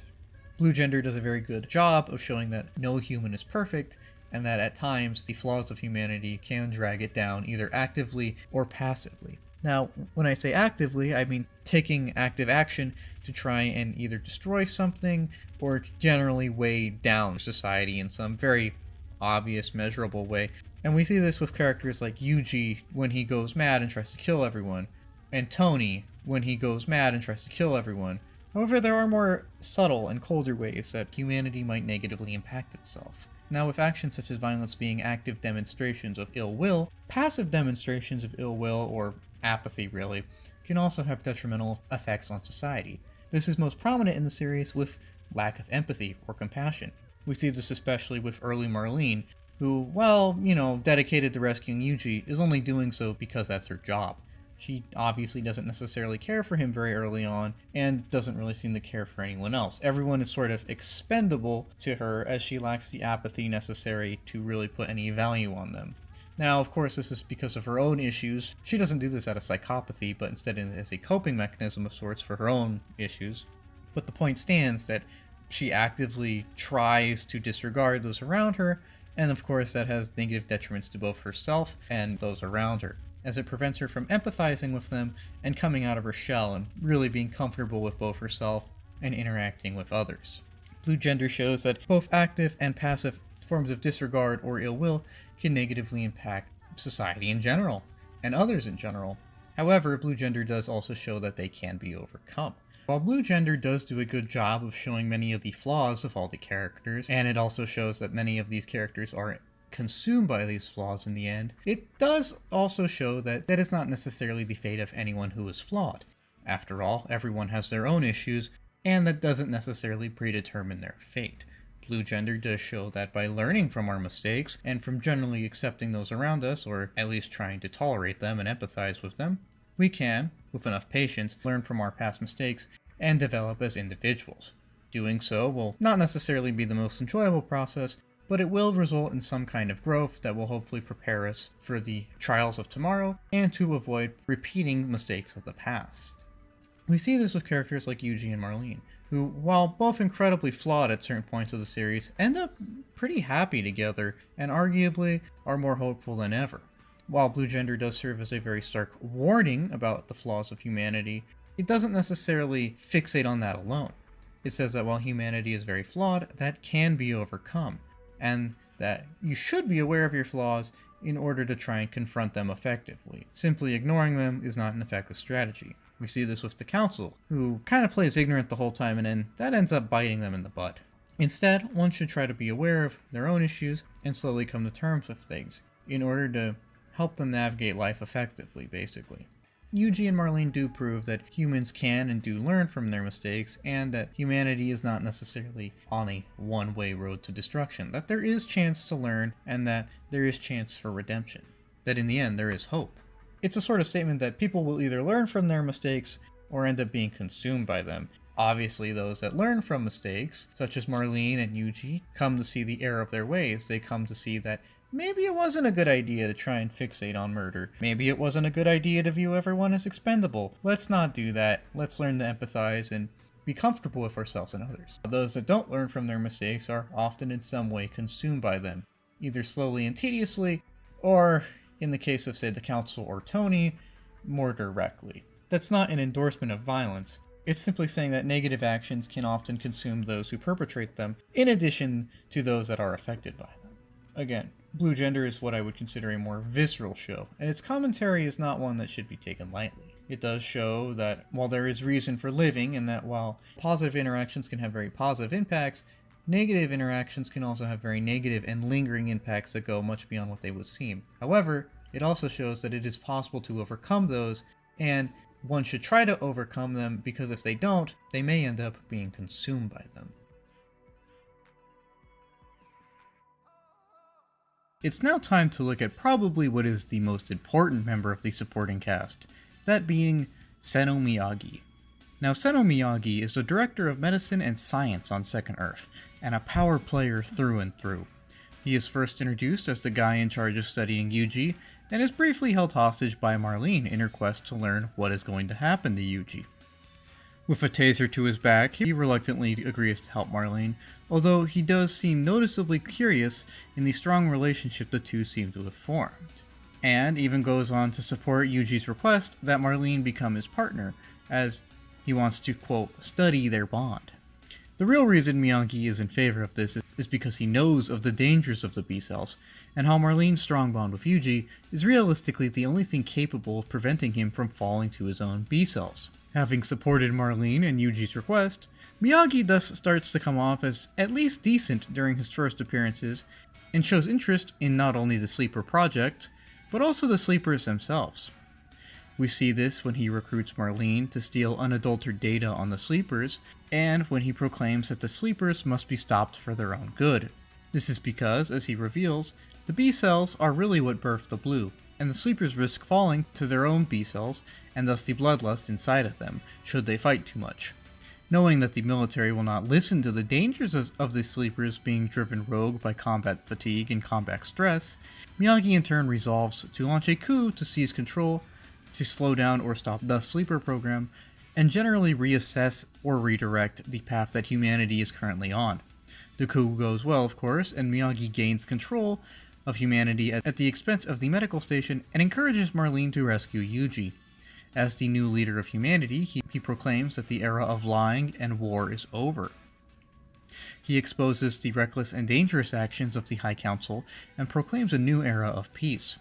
A realistic man to the end, he realizes that if the humans haven't beat the Blue by this point, they probably won't for at least a very long time, and for this reason decides to turn Second Earth into the new permanent Earth. This is met with fanfare, and Miyagi's rule sees a new, much less repressive culture start to sift in. While there is an attempted counter-coup led by Amick and Doug, this is easily put down, and Miyagi's rule is secured. As someone who believes in personal freedom through and through, though, he does allow Amick to run off to Earth by herself in her shuttle, because, quote, she has the right, and he doesn't really care as it doesn't really affect him. Past a time skip of a few months, Miyagi is still in control of Second Earth, and allows Yuji to gather a group to take with him down to South America. While Yuji's mission succeeds, Miyagi unfortunately does not, as some citizens of Second Earth have seemed to have grown quite stir-crazy, and revolt and end up killing Miyagi, and perhaps even destroying the space station, and maybe even rushing to resettle Earth. Now, I will admit, Miyagi is probably my favorite character of the entire supporting cast of Blue Gender, for how well his character is developed, how well his character is thought out, and how he manages to subvert numerous expectations. He proves to be one of the few powerful people who actually values humanity, in spite of the fact that he seems to be set up initially as the typical amoral scientist. This is not true, in fact, and he's in fact very moral, as he goes out of his way many times to stop the exploitation of the Sleepers and generally try to protect public health and safety as much as possible. Something the Council obviously does not do. While he is a scientist and very rational, he follows a sort of humanist reason, it seems, and seems to always support the idea that humans need degrees of freedom in order to evolve into better versions of themselves. He logics that these better versions of themselves can therefore contribute more to society, and therefore improve society. Therefore, the improvement of society is based upon the improvement of the individual, which is logically dependent upon a degree of free time and free thought, which can only grow and can only develop in societies which allow for this. He has channeled the questioning nature that he has as a scientist into questioning how the society of Second Earth has been set up, and examining its flaws, and coming up with solutions to it. And I really like his approach to humanity and the necessity of freedom. He's fascinating as he is a rare example of a character using logic and reason to promote freedom as opposed to pathos or ethos. As most characters, especially in anime, will appeal to the human spirit and the need for freedom by talking about emotions and feelings and drives and urges, which of course is perfectly fine. I love a great anime speech. But those are all arguments that are based in feeling. And while those feelings may be correct and they may be very common, they are not inherently cold or scientific facts. And this is exactly what Miyagi does. He's a great example of an unconventional humanizer, as while he does make very pro-human arguments, and he does make arguments in support of humanity and its right to express itself, he does so in a very logical and cold way. He says that he doesn't really care how one expresses himself, and he doesn't really care how that manifests, but he does care that it happens because it's important for humans to do this, and it's important for humans to maintain a healthy being.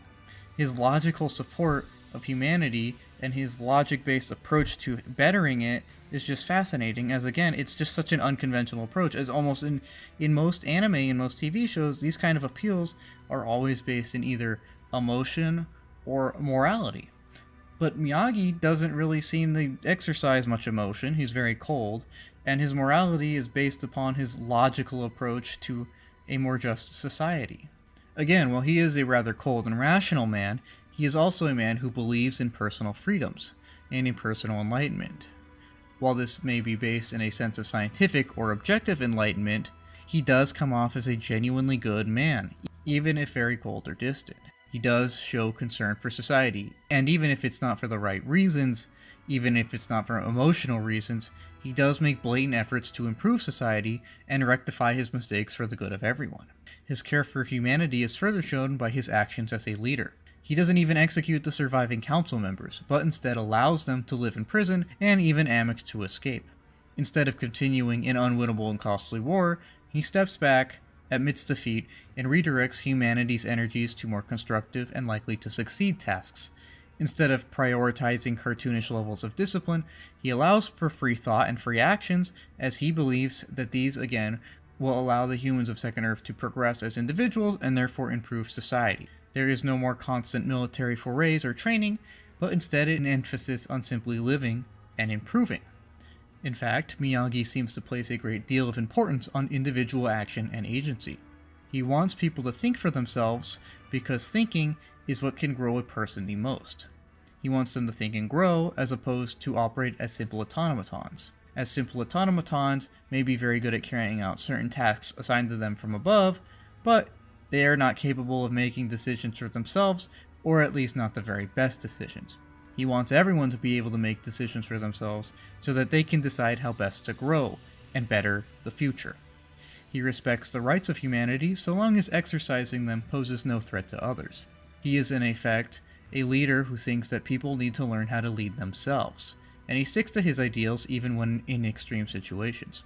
He could have easily killed Amick, but since her desire to leave didn't pose any real threat to him or anyone else, he simply allows her to go, with the understanding that she knew that she'd have to fend for herself and deal with the consequences of her actions alone.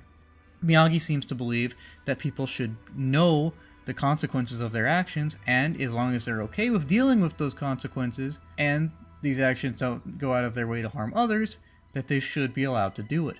He seems to believe that the best way to learn something is to just go out and try it.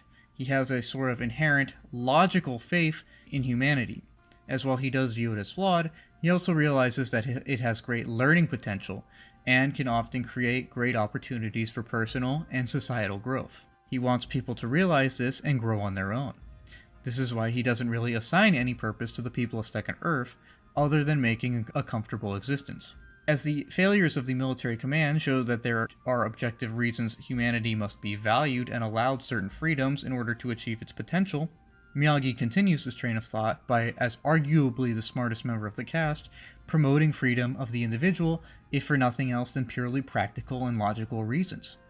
He reasons that the lack of humanity shown by the Council can and did stagnate society and thus weaken it, almost destroying it from within, due to a dumb mistake that was just ignored. Reason was ignored. Thinking was ignored, because freedom was not prioritized. It is therefore logical to allow for freedom, as this will allow a great variety of actions and thoughts, and these will now provide the people the ability to grow in their own ways and in ways that they like the most, allowing them to truly explore and specialize and learn about themselves and strengthen themselves and therefore society, leading to a more thinking and ultimately stronger and hopefully happier society. And I really like Miyagi, as he sticks to this sort of logical freedom narrative throughout his entire character. Again, while his slick design sets up to be a villain, his actions and views distinguish him as probably the most caring and competent member of any sort of command. He definitely cares about public safety, and he definitely cares about the society and humans. Even if his concern or care is logical based, it's still a very well executed and thought out plan and progress. And it does show that he does have some kind of hope in humanity, and does have some kind of faith in it.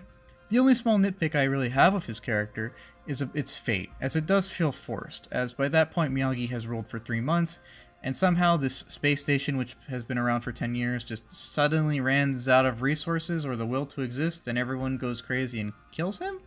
They specifically show that he is fine with people leaving as long as they're okay with the consequences, so why didn't they just leave? I don't know. It just feels like Miyagi was not given the respectful end I felt he deserved. I felt like he should have just looked down on Yuji from the space station and said, "You did it," and, maybe crack a smile for the first time in the show. I don't know why they killed him, and I feel like that was kind of mean-spirited. But, in spite of that, I do really like his character, and I do think it is probably one of the best characters in the entire show. Even if the show does, for no real reason, kill him off, and even if it does imply him to be ominous for a comically long amount of time after it's proven he's a good guy, the show still has a really good character in Miyagi. He's fascinating, and he's very supporting, even if he comes off as extremely cold. And therefore, for that reason, I think that calling him my favorite member of the supporting cast is only logical. Today we will talk about Yuji Kaido, the main character of the story, and his place in it. Now Yuji, as the main protagonist of course, is the one that we tend to spend the most time with, and arguably the character that grows the most. While not all of this growth is consistent or positive at all times, he does genuinely value those around him, except in his berserker state caused by his B cells, and simply seeks to live a quiet life by the end of the series. While his fluctuating growth and development may point to a few writing slip-ups here and there, I think that there's more to this character than that. In fact, I think it points to Yuji being, of all things, human. But of course, before we dive into that, we must first start with his timeline, what he does in the story. Now Yuji is introduced in episode 1 as a sleeper who awakens while being extracted, and is nearly killed by a blue. He is saved by Marlene though, and the frightened Yuji gets upset over essentially having no agency and being forced into such a hellscape. Marlene shuts him up though, and as Yuji witnesses more carnage, he solidifies his will and soon wants to join the fight against the blue. He trains with the group and soon becomes competent, going out of his way to try and help the survivors of both the group and the survivors of humanity in general. In Korea, he even goes out of his way to try and save a small encampment, and this infuriates Marlene, who sees his compassion as a threat to the mission. Yuji does indeed prove himself to be very compassionate, in direct opposition to how cold Marlene is. Unfortunately for him and all the survivors, they can't be saved, and Yuji becomes a tad disillusioned as he has to witness his failure to save this encampment in Korea. Now the only survivor along with Marlene, the two continue on their mission as they trek through the mountains on their way to the Baikonur space base. As they go through the mountains, Yuji actually saves Marlene's life, as she almost falls off of said mountains, and she soon starts to see him as more than a nuisance. His genuine air and his genuine attempts to be helpful and supportive of those around him break down Marlene's cold exterior, and the two's bond starts to form in earnest. While this does see them grow closer, it does not stop Yuji from temporarily running away with some nomadic herders, although his compassion for Marlene and Dice, the best 3-episode character in the whole show by the way, does pull him back, and eventually they do reach Baikonur Space Base safely. Here, they're among the few survivors who actually manage to get the shuttles back up and running and back up to second Earth, although Marlene almost sacrifices herself for the sake of the mission. Yuji once again shows his great compassion though when he risks his own life to save Marlene's, and he even takes a stab wound for her. This sees him rush to the medical station, where some experiments are done and he's kind of out of commission for a few episodes. Eventually though, Marlene does go rogue and meets back up with him, and even wakes him up from his odd slumber. Upon awaking, Yuji is told of his destiny of being in the Sleeper Brigade, and he does join, on the caveat that Marlene be allowed to join him as his partner. Once in the Sleeper Brigade, Yuji forms an odd fixation and or rivalry with Tony, and Marlene starts noticing some odd behaviors in him. Yuji is now much more aggressive, and much less compassionate than he was before, going so far as to abandon and threaten teammates for the sake of destroying the Blue. He has developed an unhealthy obsession with the destruction of the Blue, and is now much more aggressive in general. Over the course of the 2 drop missions, while he does prove himself to be very effective at fighting the Blue, he's also proving himself to be consumed by said fight, and Marlene's concern only grows after Miyagi tells her that he will indeed be consumed by his own rage. On the start of the second drop mission, this seems to prove true, as Yuji goes on to abandon and even threaten his own teammates, as his single-minded rage against the Blue drives him to attack basically anyone, including the Blue and teammates. This climaxes when he even shoots Marlene, who shows up to try and talk him down.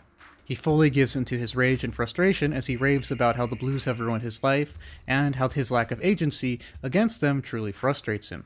He is mad at everything around him, and possibly even himself. Marlene does get through to him though, and Yuji then has a mental stupor of sorts as he settles down from the overwhelming amount of emotion he has built up over the past couple episodes. He immediately regrets his past aggression and soon bounces back in order to help take down Tony. After this, he lives on Second Earth for a while with Marlene, lamenting his undefined purpose in life and isolation as a sleeper. Eventually, he does investigate the giant blue nest in South America and learns that the will of the Earth has been done. Knowing this, Yuji emerges to start a new peaceful life with Marlene and seemingly has discovered that his purpose in life is simply to live. That living is a purpose in and of itself. Now Yuji is a very interesting character to look at, as on the surface his character essentially seems to have 3 different arcs or states of being, if you will, and that while connected, they are different. His initial first arc is a mostly strong showing as he goes from a justifiably scared and bitter young man to a determined and strong fighter. He maintains a strong moral compass throughout this arc, and even instills the importance of empathy to Marlene, as the two help each other survive the rough extraction and even start to fall in love. This arc lasts from about episodes 1 to 14, and it really does set a good foundation for his character. The next arc is about episode 15 to 20, and can be considered the quote, dark Yuji arc. This is when Yuji's B-cells take over, and he's almost lost forever to his own rage and frustration, although he is saved by Marlene. While this concept is sound and does take the character in new directions, its short duration enforces a quick pace that does make it feel a tad forced and or contrived. Yuji simply becomes a bloodthirsty man a little too quickly for my tastes, especially when we compare the pace of his fall with his relatively steady and consistent growth in the previous arc. However, while this arc does seem a little rushed, and his rivalry with Tony and Tony himself do feel kind of boring and uninteresting, it is still part of his character. Even if it is explained that this is all simply due to his B-cells taking over, I have decided that the Yuji in this arc is still some kind of version of Yuji, and thus will still be factored into upcoming analyses to some extent. It should be noted that while Dark Yuji isn't himself due to his B-cells, the primal rage and fear he manifests still originates from within, it's just amplified.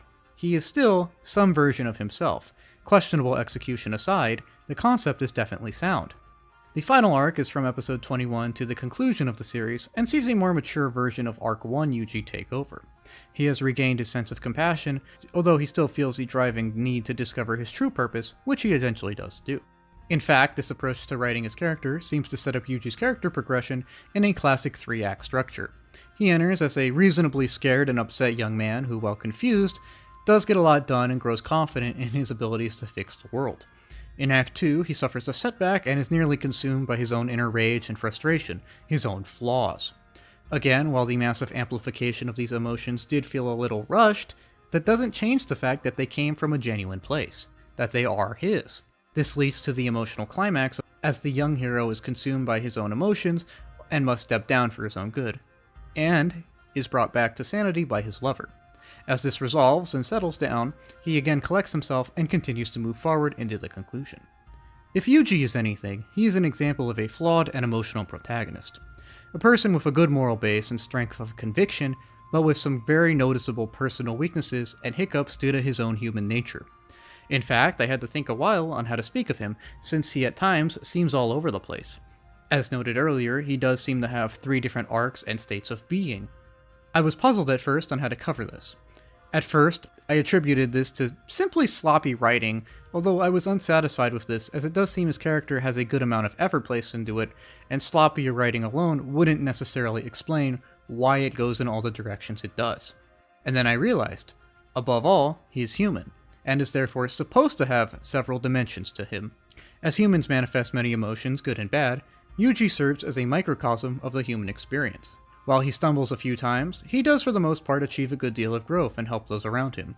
While he does have some honestly stupid lines, he also says a lot to try and encourage those around him.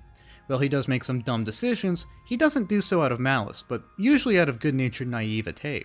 While he does lose himself to his emotions on occasion, what human doesn't? He is all over the place at times, and this manifests in many different emotions, because he is human. We can see this with his astonishingly quick transformation from civilian to soldier, and how it contrasts in physical form and emotional form. The physical transformation is easily visible and relatively quick. He puts on body armor, learns how to pilot a mech, and falls in the line with the Sleeper Brigade. It's a clear and linear progression. His emotional one is not, however, as while a soldier from the second or third episode, he never abandons his morality or his humanity, except during his blind B-cell rage, and even when pressed by the extreme discipline pushed for by the military, he still maintains his own identity.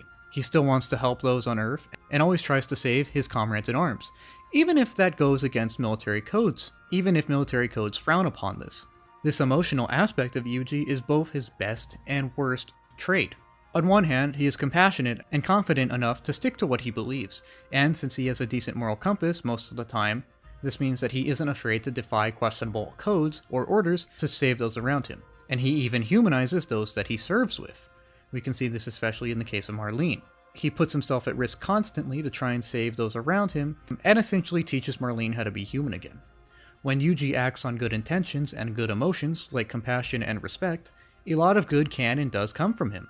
However, as positive emotions can lead to positive outcomes, negative ones can foster negative ones as well, and we see this in his many cruel actions when he's consumed by his rage.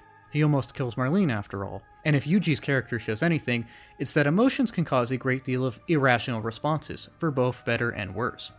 Very often, good can beget good, and bad can beget bad. It also means that Yuji tends to make impulsive decisions and judgments without necessarily weighing all of the consequences of his actions.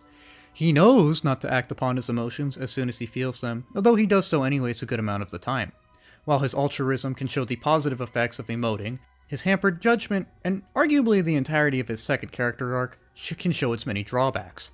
Yuji shows that very often humans are emotional creatures, and this can lead to many things, good and bad. He proves that while having no compassion or emotions is bad for humanity and very self-destructive, being consumed by emotions is just as bad as having none. In order to take advantage of both humanity's ability to learn and ability to feel, a balance between the two must be struck.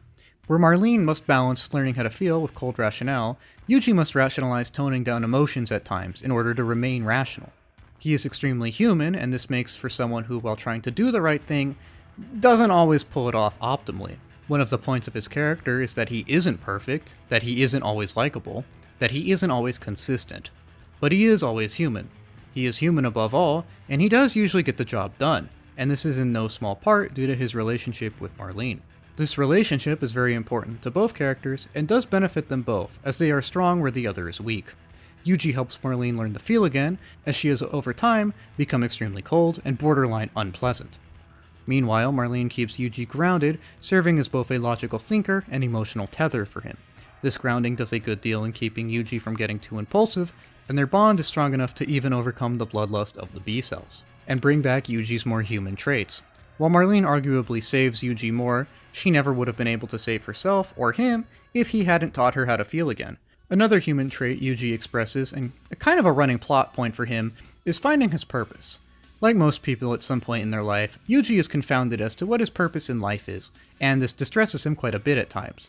As such, he seeks a point to his life, and Yuji serves as a good example of a character who is haunted by this task, although he eventually does find it. At first, having just been awoken in this hellscape, Yuji thinks that there is no point to life, and then that he must get out alive in order to find the point of life.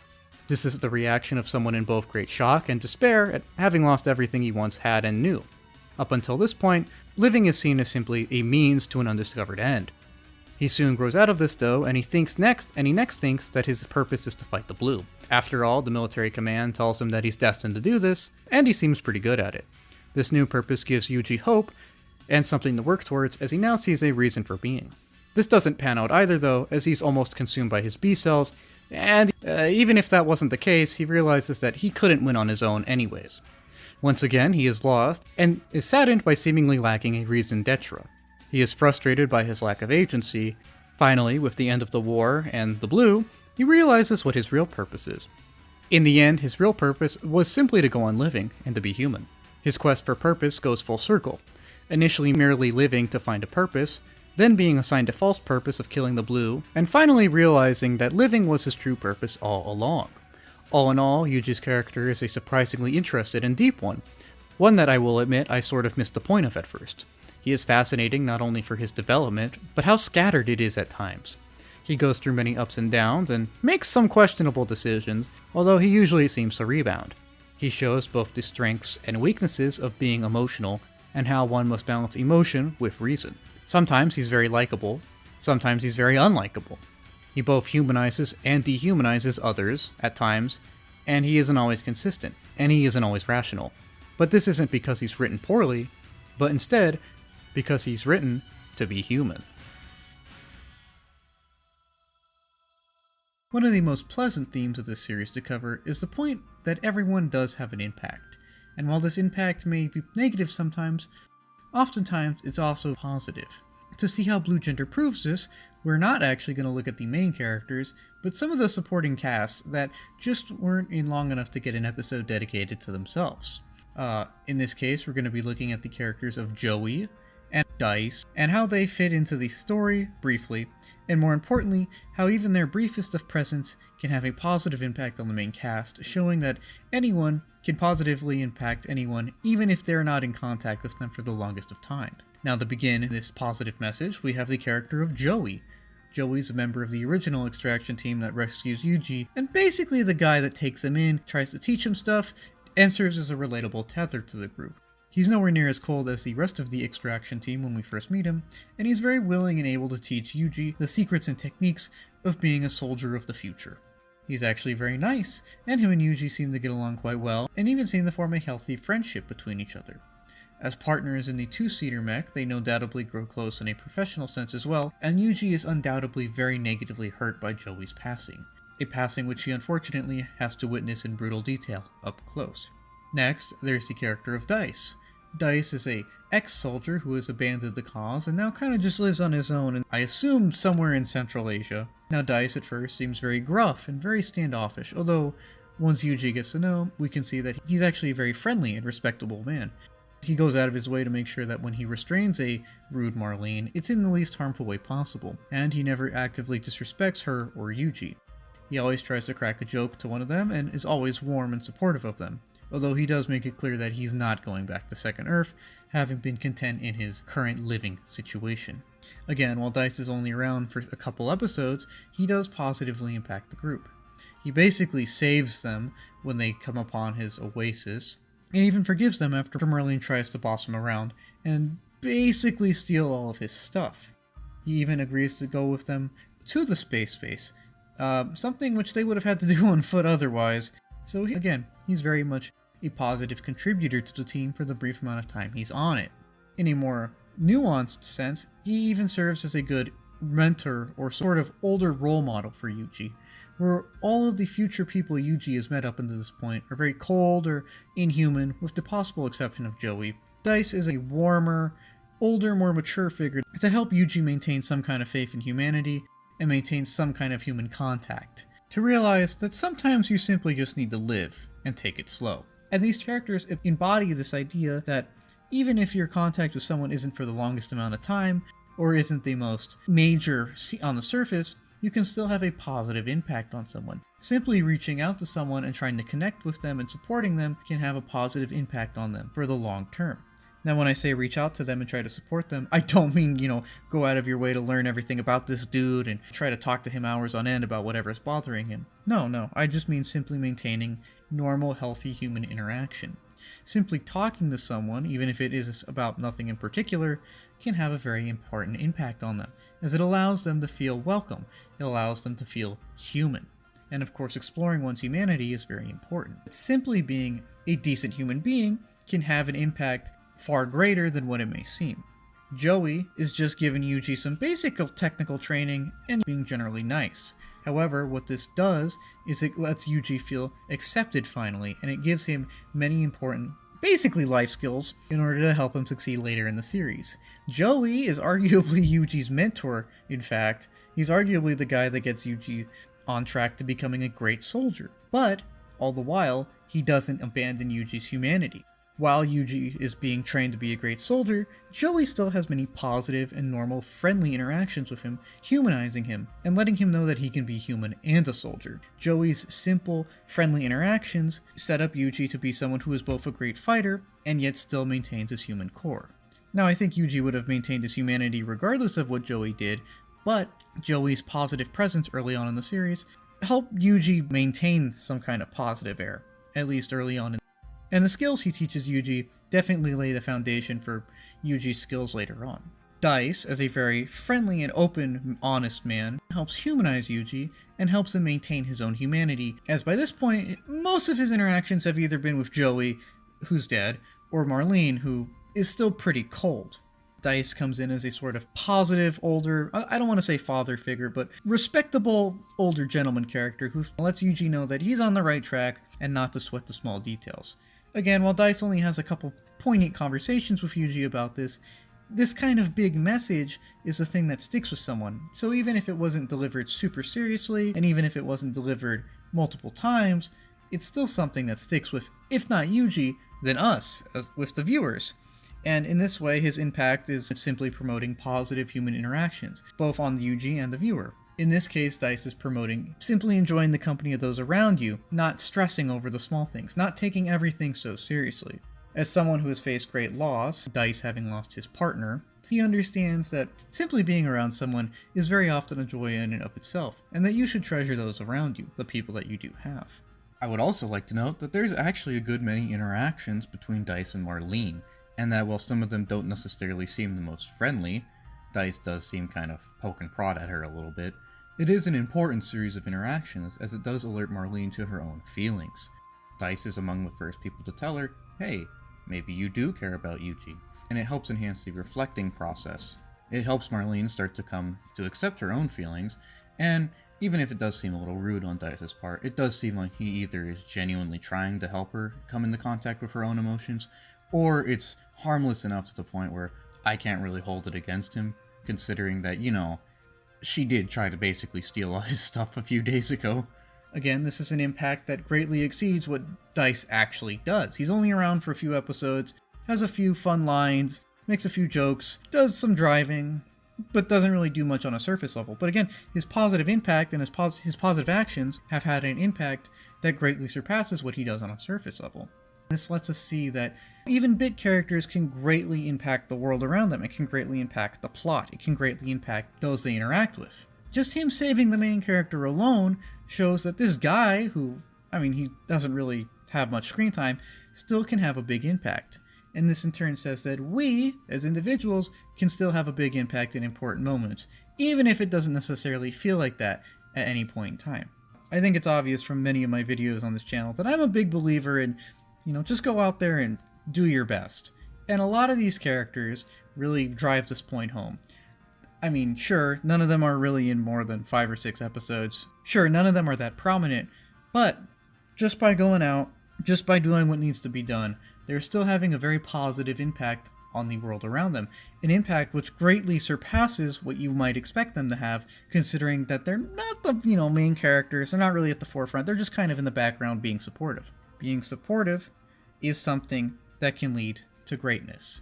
You can still have a very good positive impact. You can still improve someone's life in a way that surpasses what presence you may think you have. The individual still has the ability to make life better for everyone, even if they don't necessarily know them. Everyone can have a positive impact.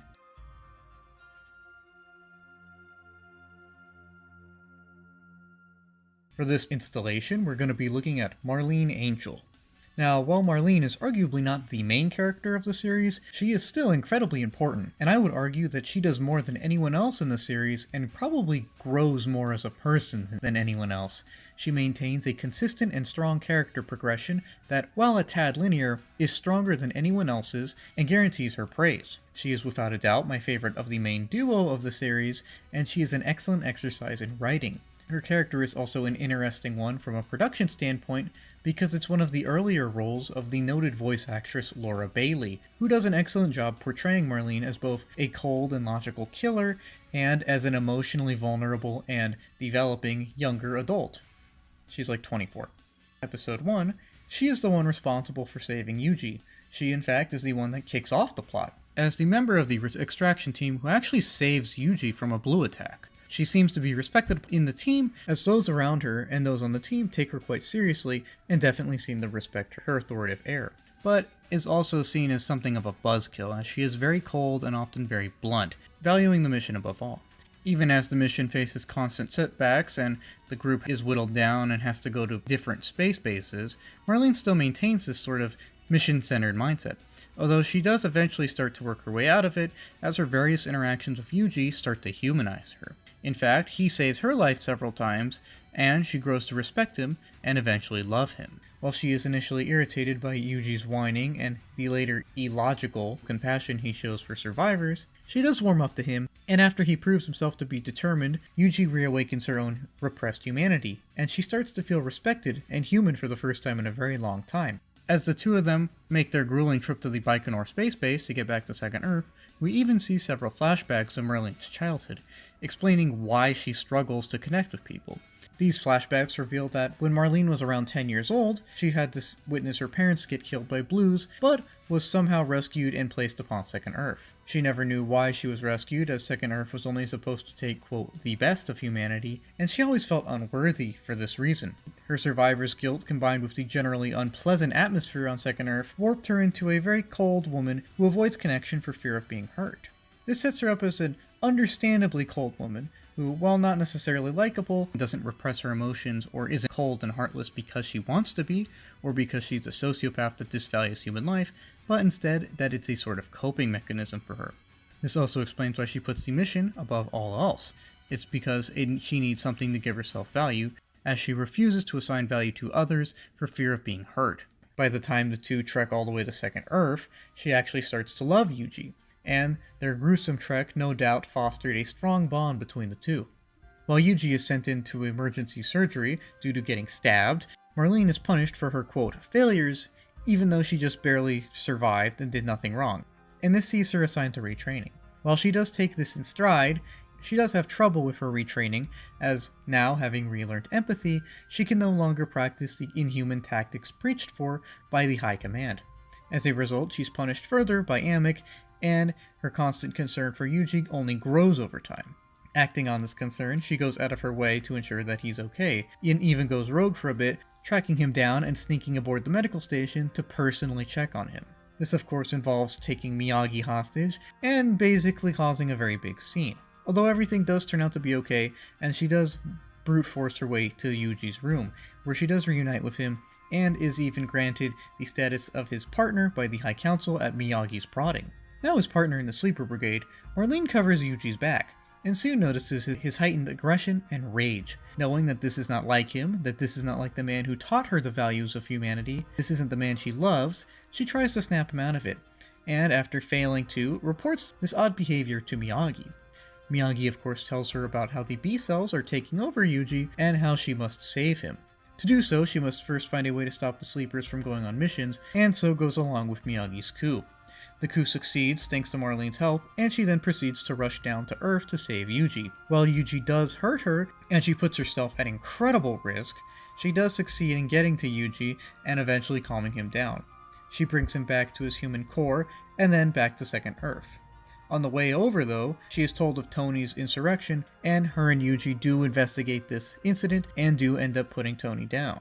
As the two arrive back on Second Earth, to Miyagi's sort of victory speech, Marlene also helps a distraught Yuji calm down and cope with the fact that his quote purpose in life is still undefined. Cut 3 months forward to the South America mission, Marlene, without any hesitation, volunteers to join Yuji on his investigation of the blue migration to the Guyana Shield. Once there, she accompanies him into the chamber of the Ultimate Blue, and is the only other survivor, other than him of course. While she witnesses the World Flower, she respects Yuji's wishes to wait outside, and she does proceed to do so. While she is afraid of what he might be seeing or undergoing, she respects his judgment. However, before doing so, she confesses her love to him one last time, and also admits that they have a child on the way. Luckily for her and the audience, the two do reunite on the outside of the flower, and, as the Earth is reborn, embrace each other as they prepare for a beautiful new life, having both rediscovered their humanity and now a point in life, that is, to simply live. Now all of this sets up Marlene's character as probably the one with the best and the strongest arc. While I have noted how several characters in this series are portrayed inconsistently, Marlene never suffers from this. Her growth is consistent and she's almost always there to support. In fact, her appearances and growth are so consistent, I would go as far to say that she might even be the main character, even if Yuji is branded as that. That's not an insult to Yuji, it's just to say that Marlene's character is an excellent one. Her growth is astonishing, and this combined with her finally coming into touch with her own emotions and her own humanity, combined to create a very strong and yet conscientious person. When we first meet her, she's extremely cold and quite unlikable. She's blunt and she seems empty, as she puts the mission above everything else. She seems to have drunk the Kool-Aid of Second Earth, and to have repressed all of her feelings and emotions other than some kind of dull sense of dedication to the mission. However, we soon start to sympathize with her as we learn that this isn't entirely out of some simple disregard, but also from her personal trauma and personal issues. Her emotional repression and inability to connect with others is a coping mechanism, in fact. Her brief backstory allows us insights into her own personal issues and her survivor's guilt and why she is so emotionally repressed. She's emotionally repressed because that's really all she knows. It's the only real way she has of dealing with all of her intense pain inside. All she knows is living a very walled-off and solitary existence in an attempt to protect herself from being hurt. As she can't be hurt, she can't lose anyone if she has no one to start with. This changes though as she meets Yuji and she becomes more human over time. She, with some help from Yuji, starts to work out her own emotions and through her emotional repression. She allows herself to value someone else on an emotional level, and this allows her to develop emotional ties with Yuji, and in turn relearn how to feel positive emotions and stop fearing her feelings. While she doesn't really know how to handle her emotions at first, as seen by her going rogue in her quest to find Yuji on the medical station, it is evident that she has learned to open up emotionally, and by the end of the series that she is compassionate and caring for all, learning how to feel for others and herself, while maintaining her own strength. Yuji has taught her the basics of empathy, and she has gone on to master them. To top it all off, Marlene's skill and strength never really diminish as she progresses on her quest.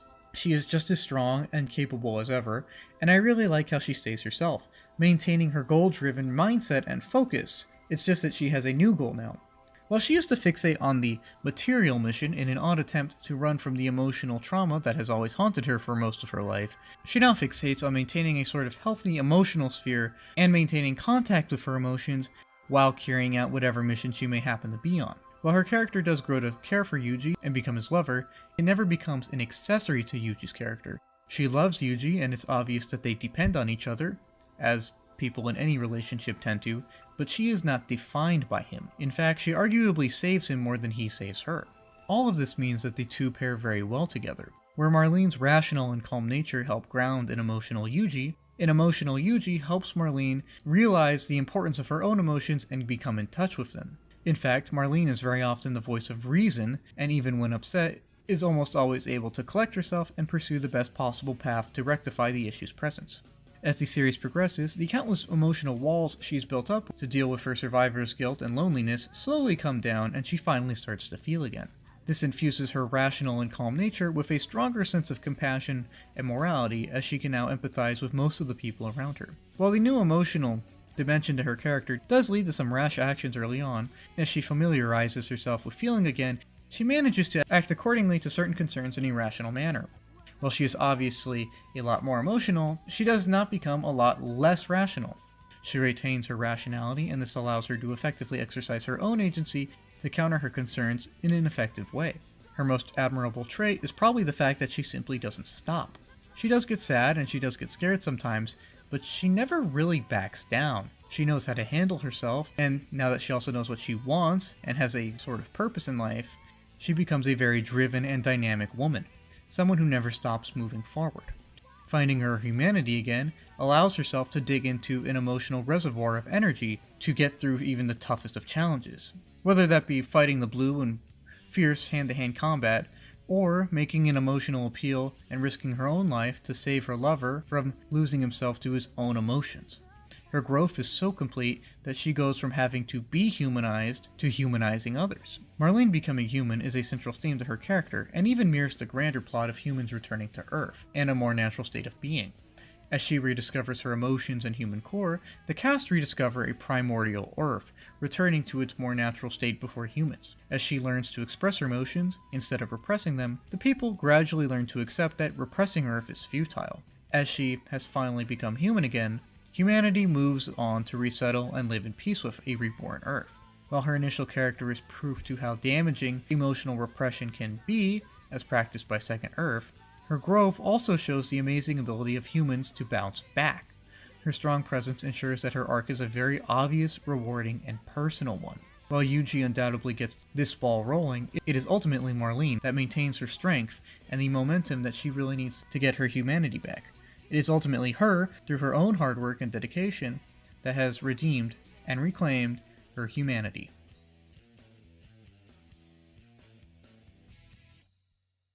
Blue Gender has the curious distinction of switching protagonists almost exactly halfway through its runtime.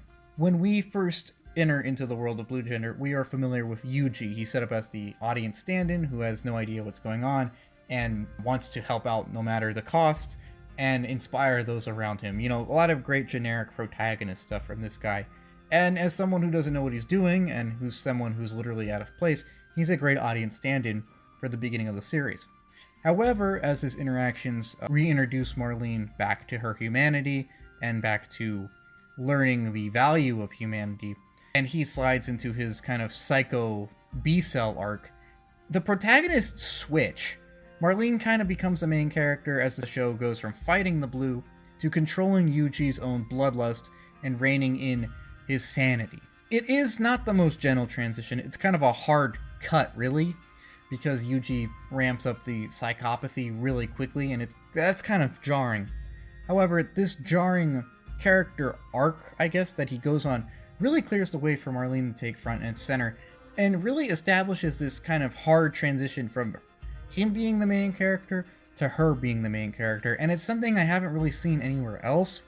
And while it did feel weird and unplanned to me at first, probably because it was at least somewhat unplanned, there does seem to be some work set up for it, and it is just such an interesting quirk of the series that I do feel like it deserves its own mention, and it is something that I specifically wanted to reference, seeing as that I think I might have later in the video, but I don't know how in-depth I was about it. I remember saying I thought it felt weird and out of place, but kind of worked, and the more I think about it, and the more I reflect on the series, and just how weird that is, I like it more and more. I'm not going to say it's executed perfectly. It is kind of clunky, admittedly, but it is just something so weird and out of left field that I love the fact they just ran with it as long as they did. But the fact that they did just hard switch protagonists for a big chunk of the running time is just such a weird gamble, and the fact that it works, I really appreciate that, and I thought that deserved a special accommodation of its own. The ecological themes of Blue Gender prove that above all, balance is what should be strived for the most. When looking at the ecological themes of Blue Gender, I feel that there are two very important questions that the series proposes and then proceeds to answer for us. The first question is, what is humanity's place in the world? When I say world, I mean the literal world, the literal food chain and ecological systems present. And two, is said world inherently nurturing towards humanity or hostile towards it? Now, to answer the first question, i.e., what is humanity's place in the world? Well, Blue Gender has a very complex answer to that, and its answer is something along the lines of humans are children of the earth and have a place into it. However, they should be mindful of their actions in order to maintain said place. Blue Gender comes to this conclusion by approaching humanity in two very different ways, and looking at humanity in seemingly opposing views.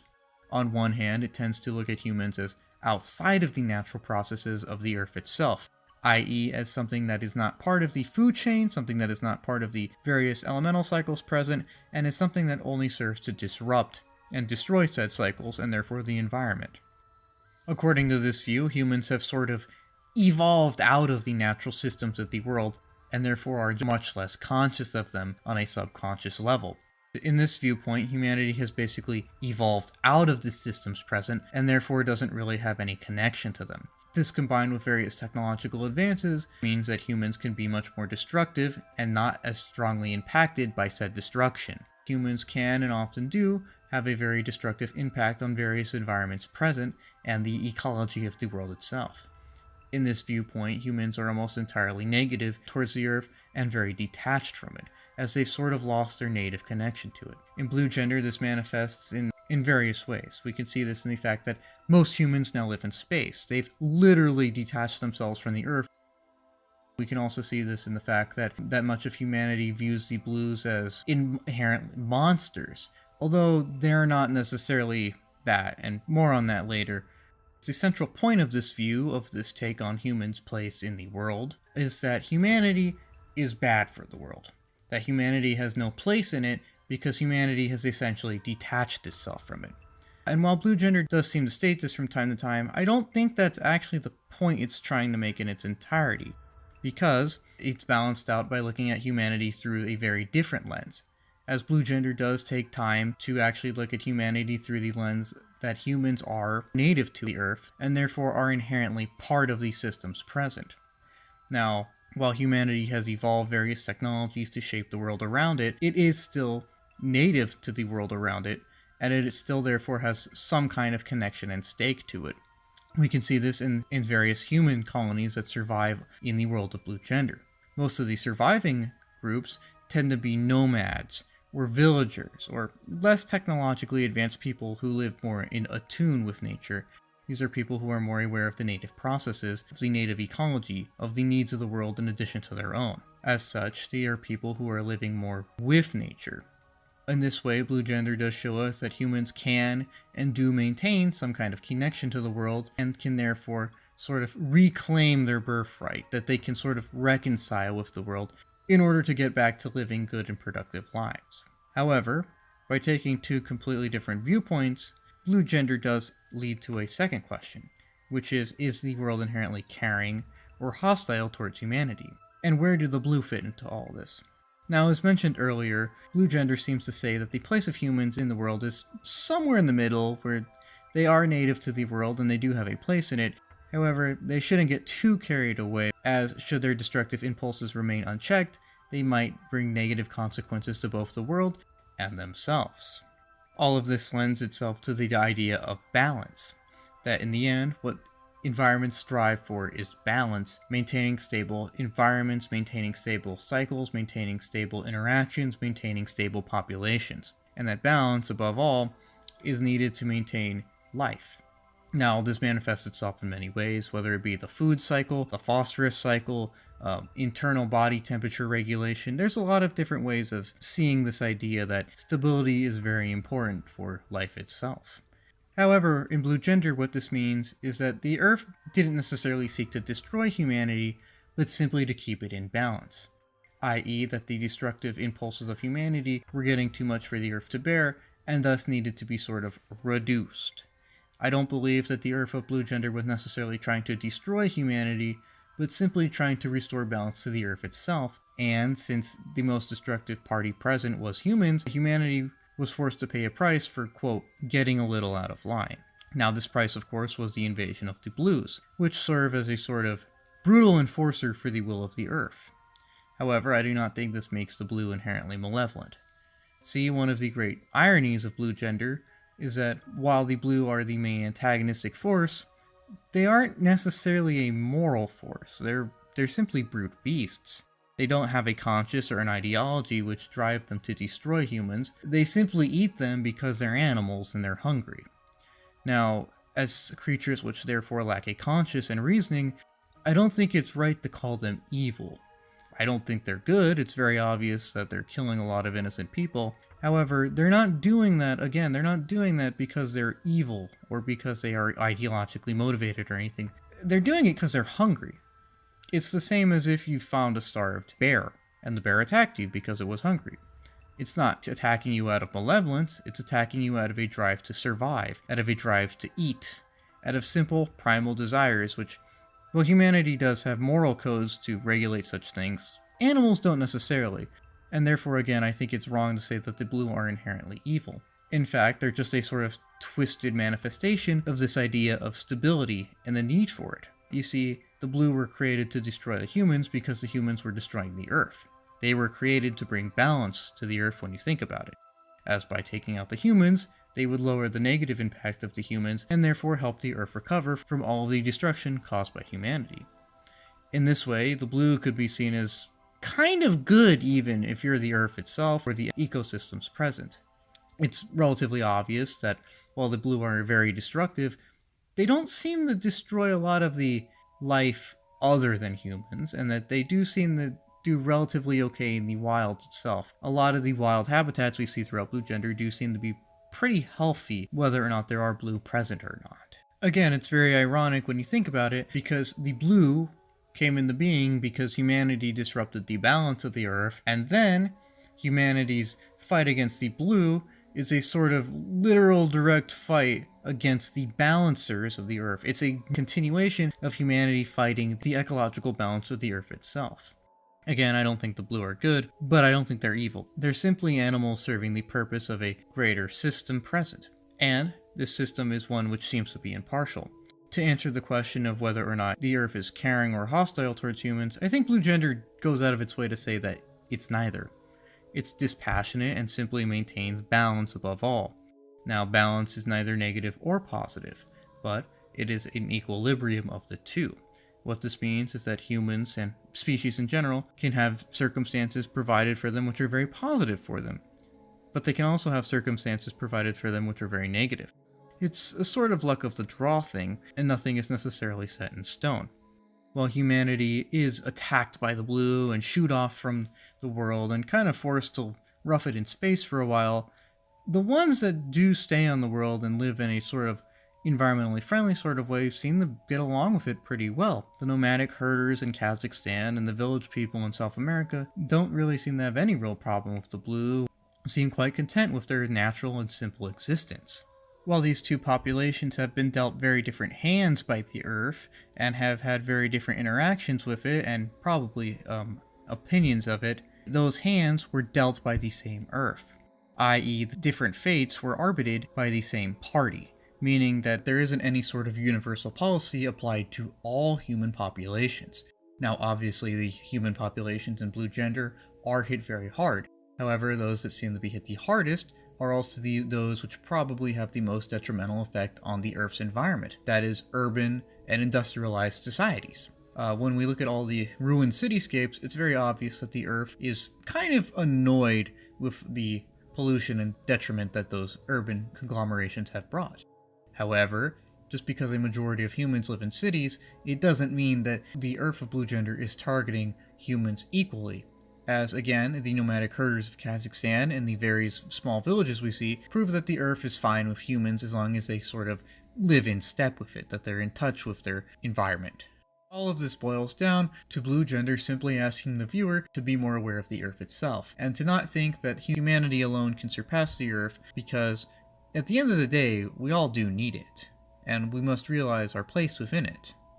We even see this with the blue themselves, who, while seemingly the favored balancers of the Earth, must pay the ultimate price to the balance itself once their purpose is served. Once the blue become the overpopulators of the world and the destructors that the humans once were, they themselves are forced to basically destroy themselves in order to maintain the Earth's equilibrium. This is another point supporting the idea that the Earth is neither hostile nor caring, that oftentimes it's just dispassionate, and that it's up to us to navigate that as best as possible.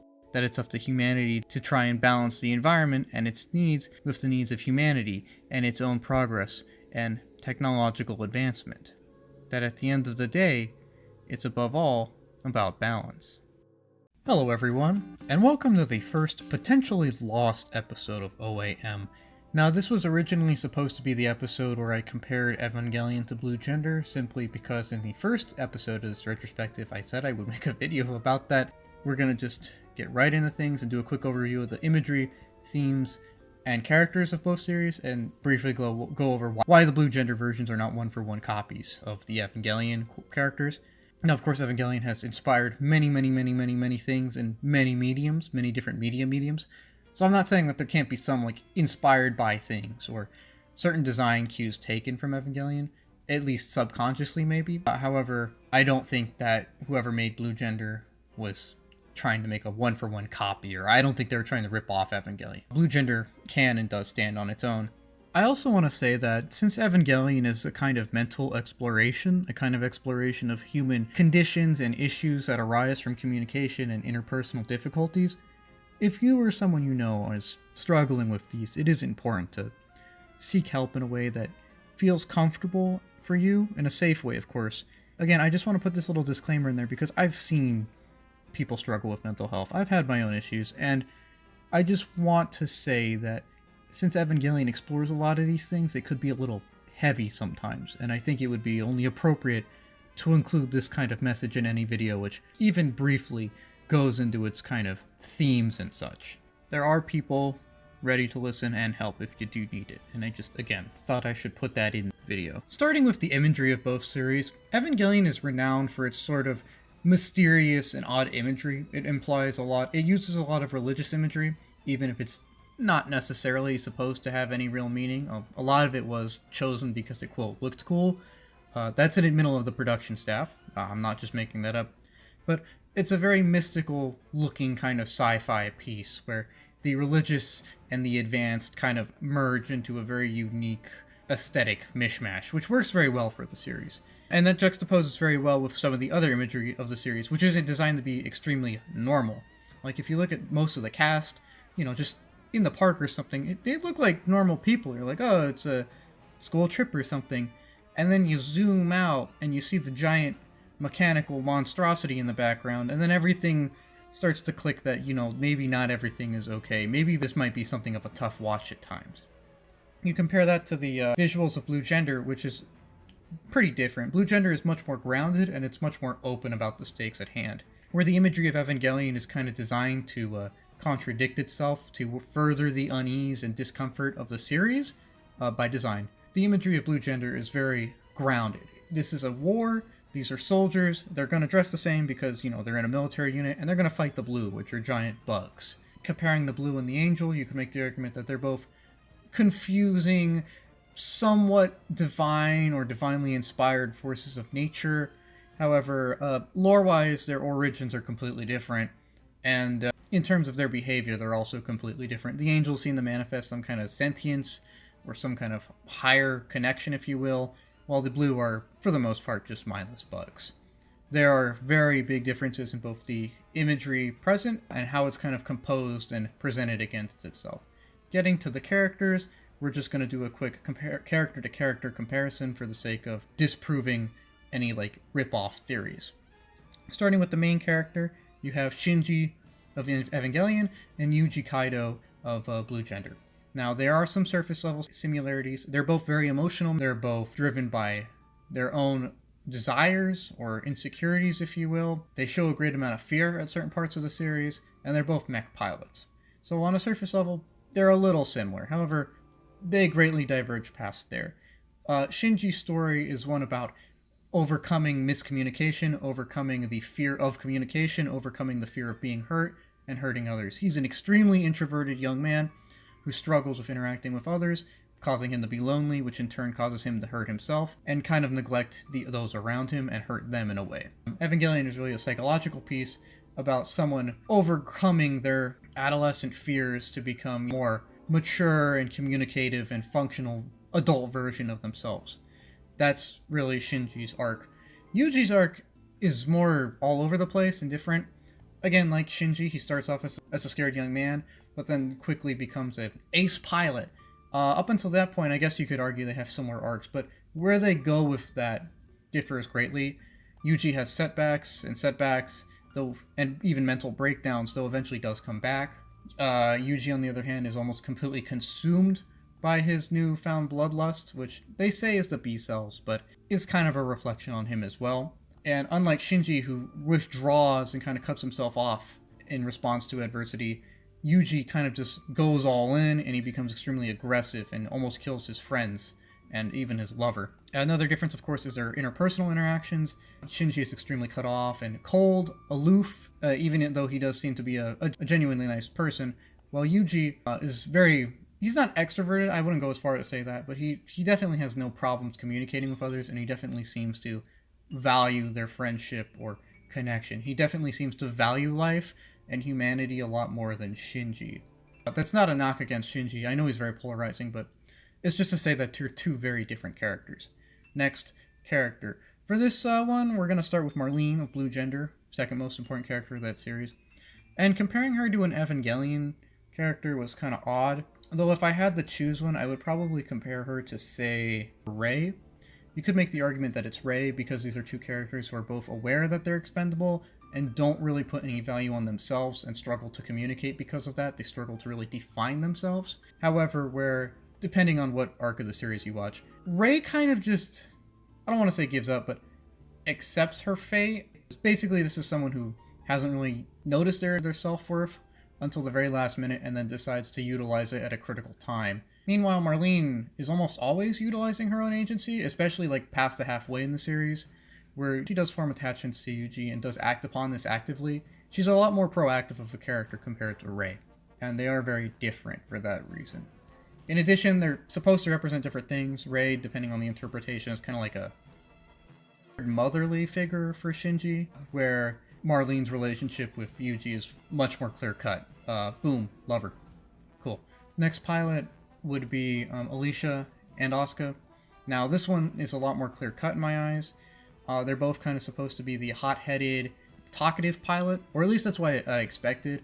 Alisha was actually a lot more calm, which I was pleasantly surprised by. Asuka is known for being a bit of an abrasive character and a bit of a polarizing one because of her narcissistic tendencies. Now in Evangelion, it's a psychological piece, and her narcissism is explored as a means of compensating for her lack of connection with anyone. It's an unhealthy coping mechanism for her unbearable loneliness, and the series does do a good job leaning into that and exploring that. Other than the fact that Alisha has like the red hairband and Asuka is in the red suit, I don't really see any way of really comparing them. In fact, they're almost complete opposites. Again, Asuka's kind of a loose cannon. She's very proud of her being an EVA pilot, and she won't accept the idea that she's not the best. Alisha, on the other hand, is very open about the fact that she's bad at her job, which I appreciated at least. Very different characters. Again, you could also draw the connection that they're both kind of spurned by the main character who overlooks them, but in both series that's done differently. In Evangelion, it's because the two simply can't communicate. Even if there is mutual attraction there, they can't overcome their own communication issues. Where in Blue Gender, I mean, Yuji's already taken by this point, and, you know, he's not really interested. So, different dynamics for different characters, of course. Next pilot, Tony. Who's Tony going to be compared to? Honestly, I would say Kaworu. And you're probably thinking, that's a horrible comparison, they're exact opposites. And to some extent, yes, you're right. In terms of, like, execution, they are. Kaworu is this beloved character who befriends Shinji and gets him to see some value in life and really helps him feel accepted for the first time in probably a very, very long time. He's a very warm and well-liked character. Tony, on the other hand, is just kind of a creepy, boring asshole who's in the background the whole time. However, I would compare the two because of what they're designed to do logistically. They're both supposed to be this character who befriends the main character, and then, unfortunately, due to circumstances out of everyone's control, they have to betray them, and they end up killed by the main character for the greater good. Now, in Kaworu's case, that worked really good because he's a very likable character who actually befriends Shinji, and then, for that reason, accepts his own death as a way of kind of helping Shinji out. Kaworu, of course, is an angel, and, you know, there can't be two, so he takes one for the team, basically. Tony, on the other hand, he's supposed to be Yuji's friend, but that never actually gets executed properly on screen, so we never actually care or really even like him. At least most people don't, from what I could tell. And therefore, it falls on its face. It doesn't really work. Although he is still killed for the, quote, greater good, and Yuji does seem to feel bad about this, even though the viewers probably don't care at all. So, logistically, they are supposed to be very similar. It's just the execution and the characterization are complete opposites, but that's why I would compare those two. Then there's Miyagi, who could be compared to a wealth of Evangelion characters. You could argue that he's kind of a Gendo clone. You could argue he's kind of a Foyutsuki clone. You could argue that maybe there's some connection between him and Ritsuko, you know, great scientists. Although if I had to really compare him to anyone, I would probably say it would be either mostly Gendo. I mean, they're both supposed to be like emotionless scientists working on some project kind of beyond comprehension. However, they're very different because although on the surface level they both seem to be emotionless, apathetic scientists. Miyagi is an emotionless man who still seems to value humanity and do the right thing for the greater good, even if he seems to be driven completely by logic, while Gendo is the exact opposite. He seems to be completely emotionless, but really his quest is almost entirely emotional, and really it's an extremely selfish quest that kind of only benefits him, even if he wants to say it benefits everyone. It's a him project. It's mostly entirely for him, and he is extremely emotional at his core and extremely insecure. So even though they seem similar on the surface level, at their core they're very different characters.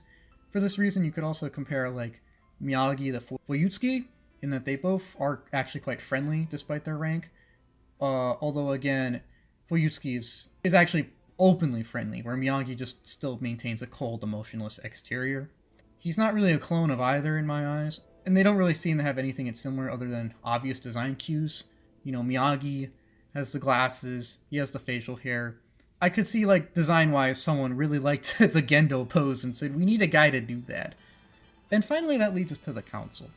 For this character comparison, I would say, again, it's probably Gendo, simply because cold, seemingly apathetic body that wants to push through their own agenda. CLA isn't really present enough in Evangelion for me to feel comfortable comparing them to the Council, although you could do that too. You know, it's a big bureaucratic body invested in its own obscure goal, as opposed to the actual society they're part of, so you could make that comparison too. But again, other than obvious design cues, I don't really feel there's any connection between, say, Victor or the Council and Gendo. Again, other than the Gendo pose. Finally, let's look at some of the themes of both series. Now, they do have similar themes in the importance of mental health and human connection, although at least for the latter, human connection, that's a common theme in a lot of pieces and a lot of anime, and I don't believe that talking about that or covering that idea makes something an Evangelion ripoff per se. It's a very common theme, the importance of those around you and appreciating them, basically, of making sure that they know they're appreciated and practicing healthy forms of interaction and building healthy relationships. A very general kind of topic, if you will. Comparing the mental health themes, this is where Evangelion sets itself the most apart from many other series, at least in my eyes, because around halfway in the series it becomes a sort of mental dissection of both the characters and Ano, the creator himself, who did admit that it kind of serves as a confessional piece for him as he kind of dissects his own flaws and neurotic tendencies through the characters of the series. It's one of the reasons why Evangelion feels so uncomfortable sometimes, because it's not just a character having a mental breakdown or struggling with their mental health, but the creator himself doing so through the screen. As someone who's had to help someone, through a mental breakdown before, it's the thing that I feel has come the closest to kind of recreating that without actually recreating it. Because it does feel like you're slowly watching someone break down. And when I say someone, I don't mean the character, I mean like the actual creator. When I've seen Evangelion, I can kind of feel Ano, like, I don't want to say suffering, but emoting through the screen itself, like it's kind of coming through it. Blue Gender, on the other hand, much more simple. It doesn't have any psychological deep dives like Evangelion does. It doesn't go into psychoanalytic principles like Evangelion does. There's no real Freud or anything in Blue Gender. There is no real discussion of any complexes or anything. It's just a more simple character arc. Yuji is scared, he emboldens himself, he gets a little carried away, he draws back, thanks to the support of his lover, and at the end of the day he becomes a more assured version of his original self. My point here is that having a character story in which a character matures is kind of one of the points of a character story, so doing that doesn't mean it's an Evangelion ripoff. And again, Blue Gender doesn't have all of the psychoanalysis that Evangelion has. It doesn't have all of the deep dives that it has. And while there are characters who have like mental breaks here and there, it's done in a much more, I don't want to say cut and dry way, but in a way that's much more cinematic, I guess. Because again, at Evangelion, you slowly see these characters start to bend, and then eventually they break, and it feels more realistic because you can kind of see it coming, but just like in real life, it still hits pretty hard.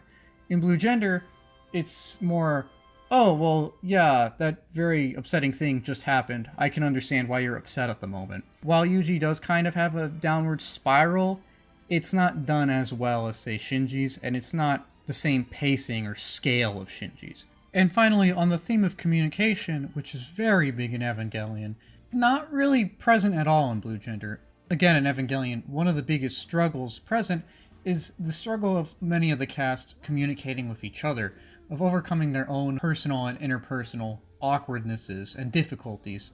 This theme isn't really present in Blue Gender. Everyone pretty much speaks their own mind most of the time, and communication is pretty blunt and straightforward. And considering that this is probably one of, at least, the central themes of Evangelion, at least in my eyes, Blue Gender not having that greatly distinguishes the two. That's not to say that it did Evangelion poorly, it's just to say that they're not the same show and they don't have the same themes. And that's really what I want to drive home, is that Blue Gender is not just an Evangelion ripoff, and it does deserve a watch. I understand that it might not be the perfect show for a lot of people, but you shouldn't write it off just because someone says it's a clone of Evangelion.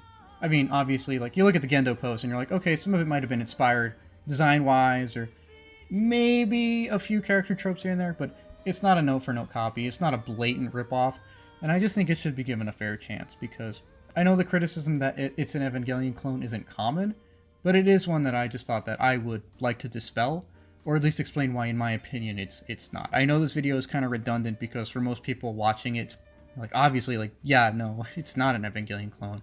But I did want to say that even with a few similarities, it's not something that should be written off because of that. It's its own thing that should be appreciated and understood for simply being its own thing.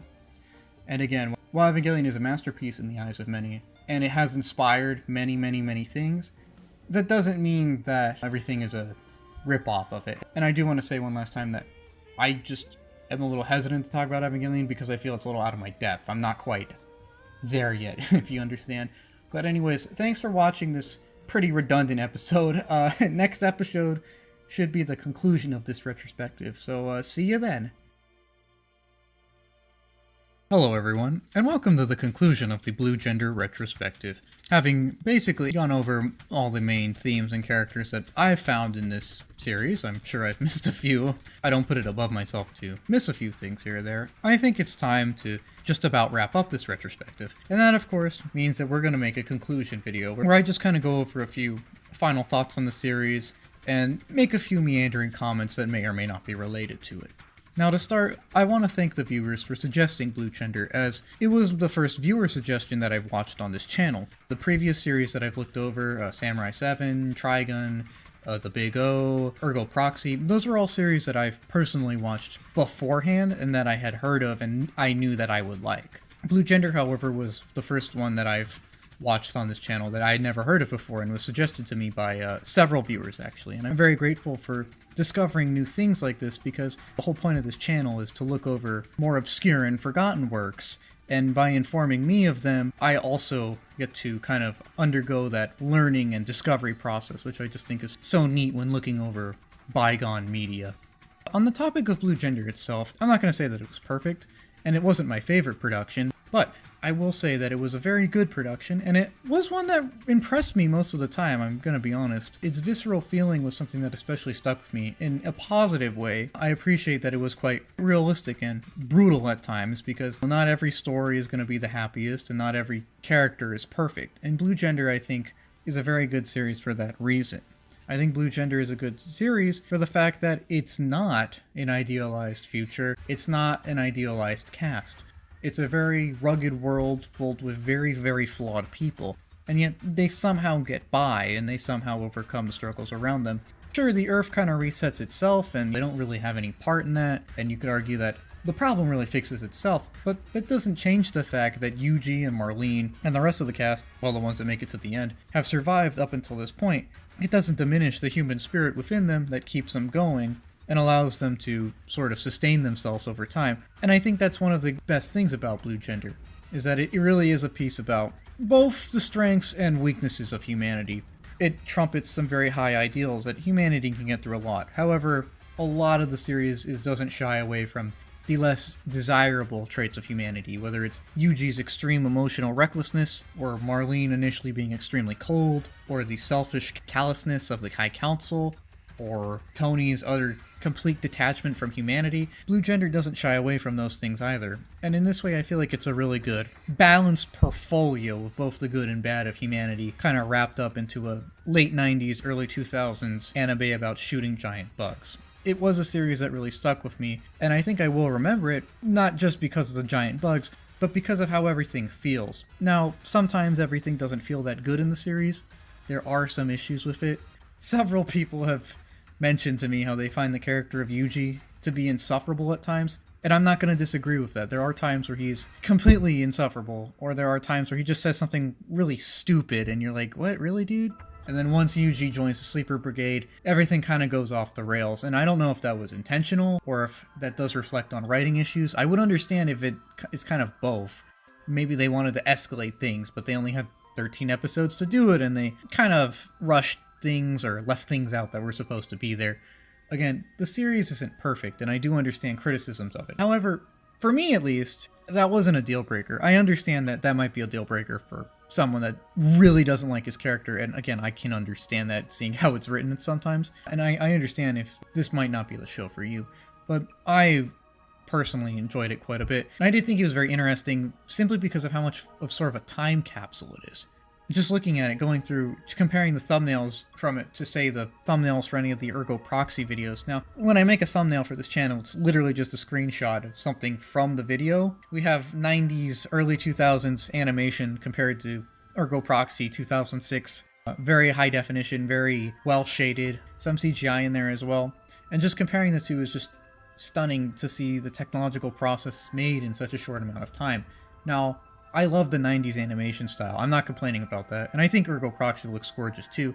It's just seeing the rapid evolution of styling and aesthetic here, it just really drives home, to me at least, how much of a time capsule Blue Gender is. And that's probably one of the reasons I thought it was really enjoyable too. When I say time capsule, like in the first video of the series, Blue Gender is a really good kind of example of what you were kind of getting out of the industry in the late 90s, early 2000s period. It's 90s animated. It looks a lot more visceral than the cleaner stuff that came out later. Again, cleaner is not a derogatory or positive term here.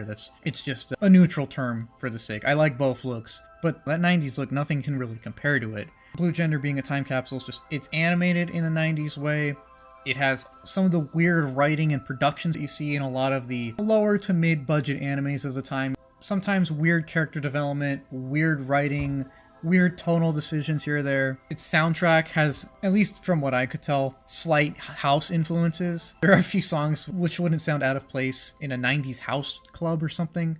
And the thing that sticks out the most to me especially was the dubbing of the opening theme. I understand why they don't do this anymore. I understand why people may or may not like it, but it's just something that you don't see anymore, and I think that's why it sticks out to me so much. It's just so cool. It's like an old Polaroid camera, something that you know what it is, you know what it does, and there are things around that could do the same thing but a lot more efficient now, or in a different way as easily. But the old thing is just so fascinating because why is it the way it is? Why are we doing this today? It's just so fascinating to me. And I think Blue Gender is really something that fascinates me for both the story itself, of course. I will say that it is a good story. It's pretty coherent. I especially like the character of Marlene. I feel like she's probably the best written character of the series. Although I do also like the series for the kind of more meta, more production level things, which I find very interesting. It's a time capsule. It's the kind of thing that you definitely could see being made at the time, but you wouldn't see it being made today simply because of the difference in production styles and production decisions, maybe some writing decisions too. It really is just an obscure anime memory. The kind of thing that I create this channel to look at, and that's probably why it fascinates me, just finding out stuff like this that exists and sharing it with the wider world. With my final thoughts on the series just put out there, I would just like to make a thankful gesture to everyone that views these and has subscribed to the channel. I understand that I kind of just ramble into a microphone and then clip random, fitting clips from said show together to the OST of the series. I understand that I don't have the highest production value, and honestly, I'm not a qualified speaker. I'm not a doctor, okay? I'm not an expert in anything really, but I do appreciate the people that take the time to actually listen to this and just appreciate the little things that I'm doing. I do like making these videos. It keeps me busy. Everyone needs a hobby. So I do appreciate all those who view the series, and I'm especially appreciative again of suggestions, because I never would have watched Blue Gender if it wasn't suggested to me by a viewer. So just a friendly reminder, suggestions for series are welcome. Anyways, thank you if you've made it to the end of the video, and I'll see ya in our next discussion of some great, obscure anime memory.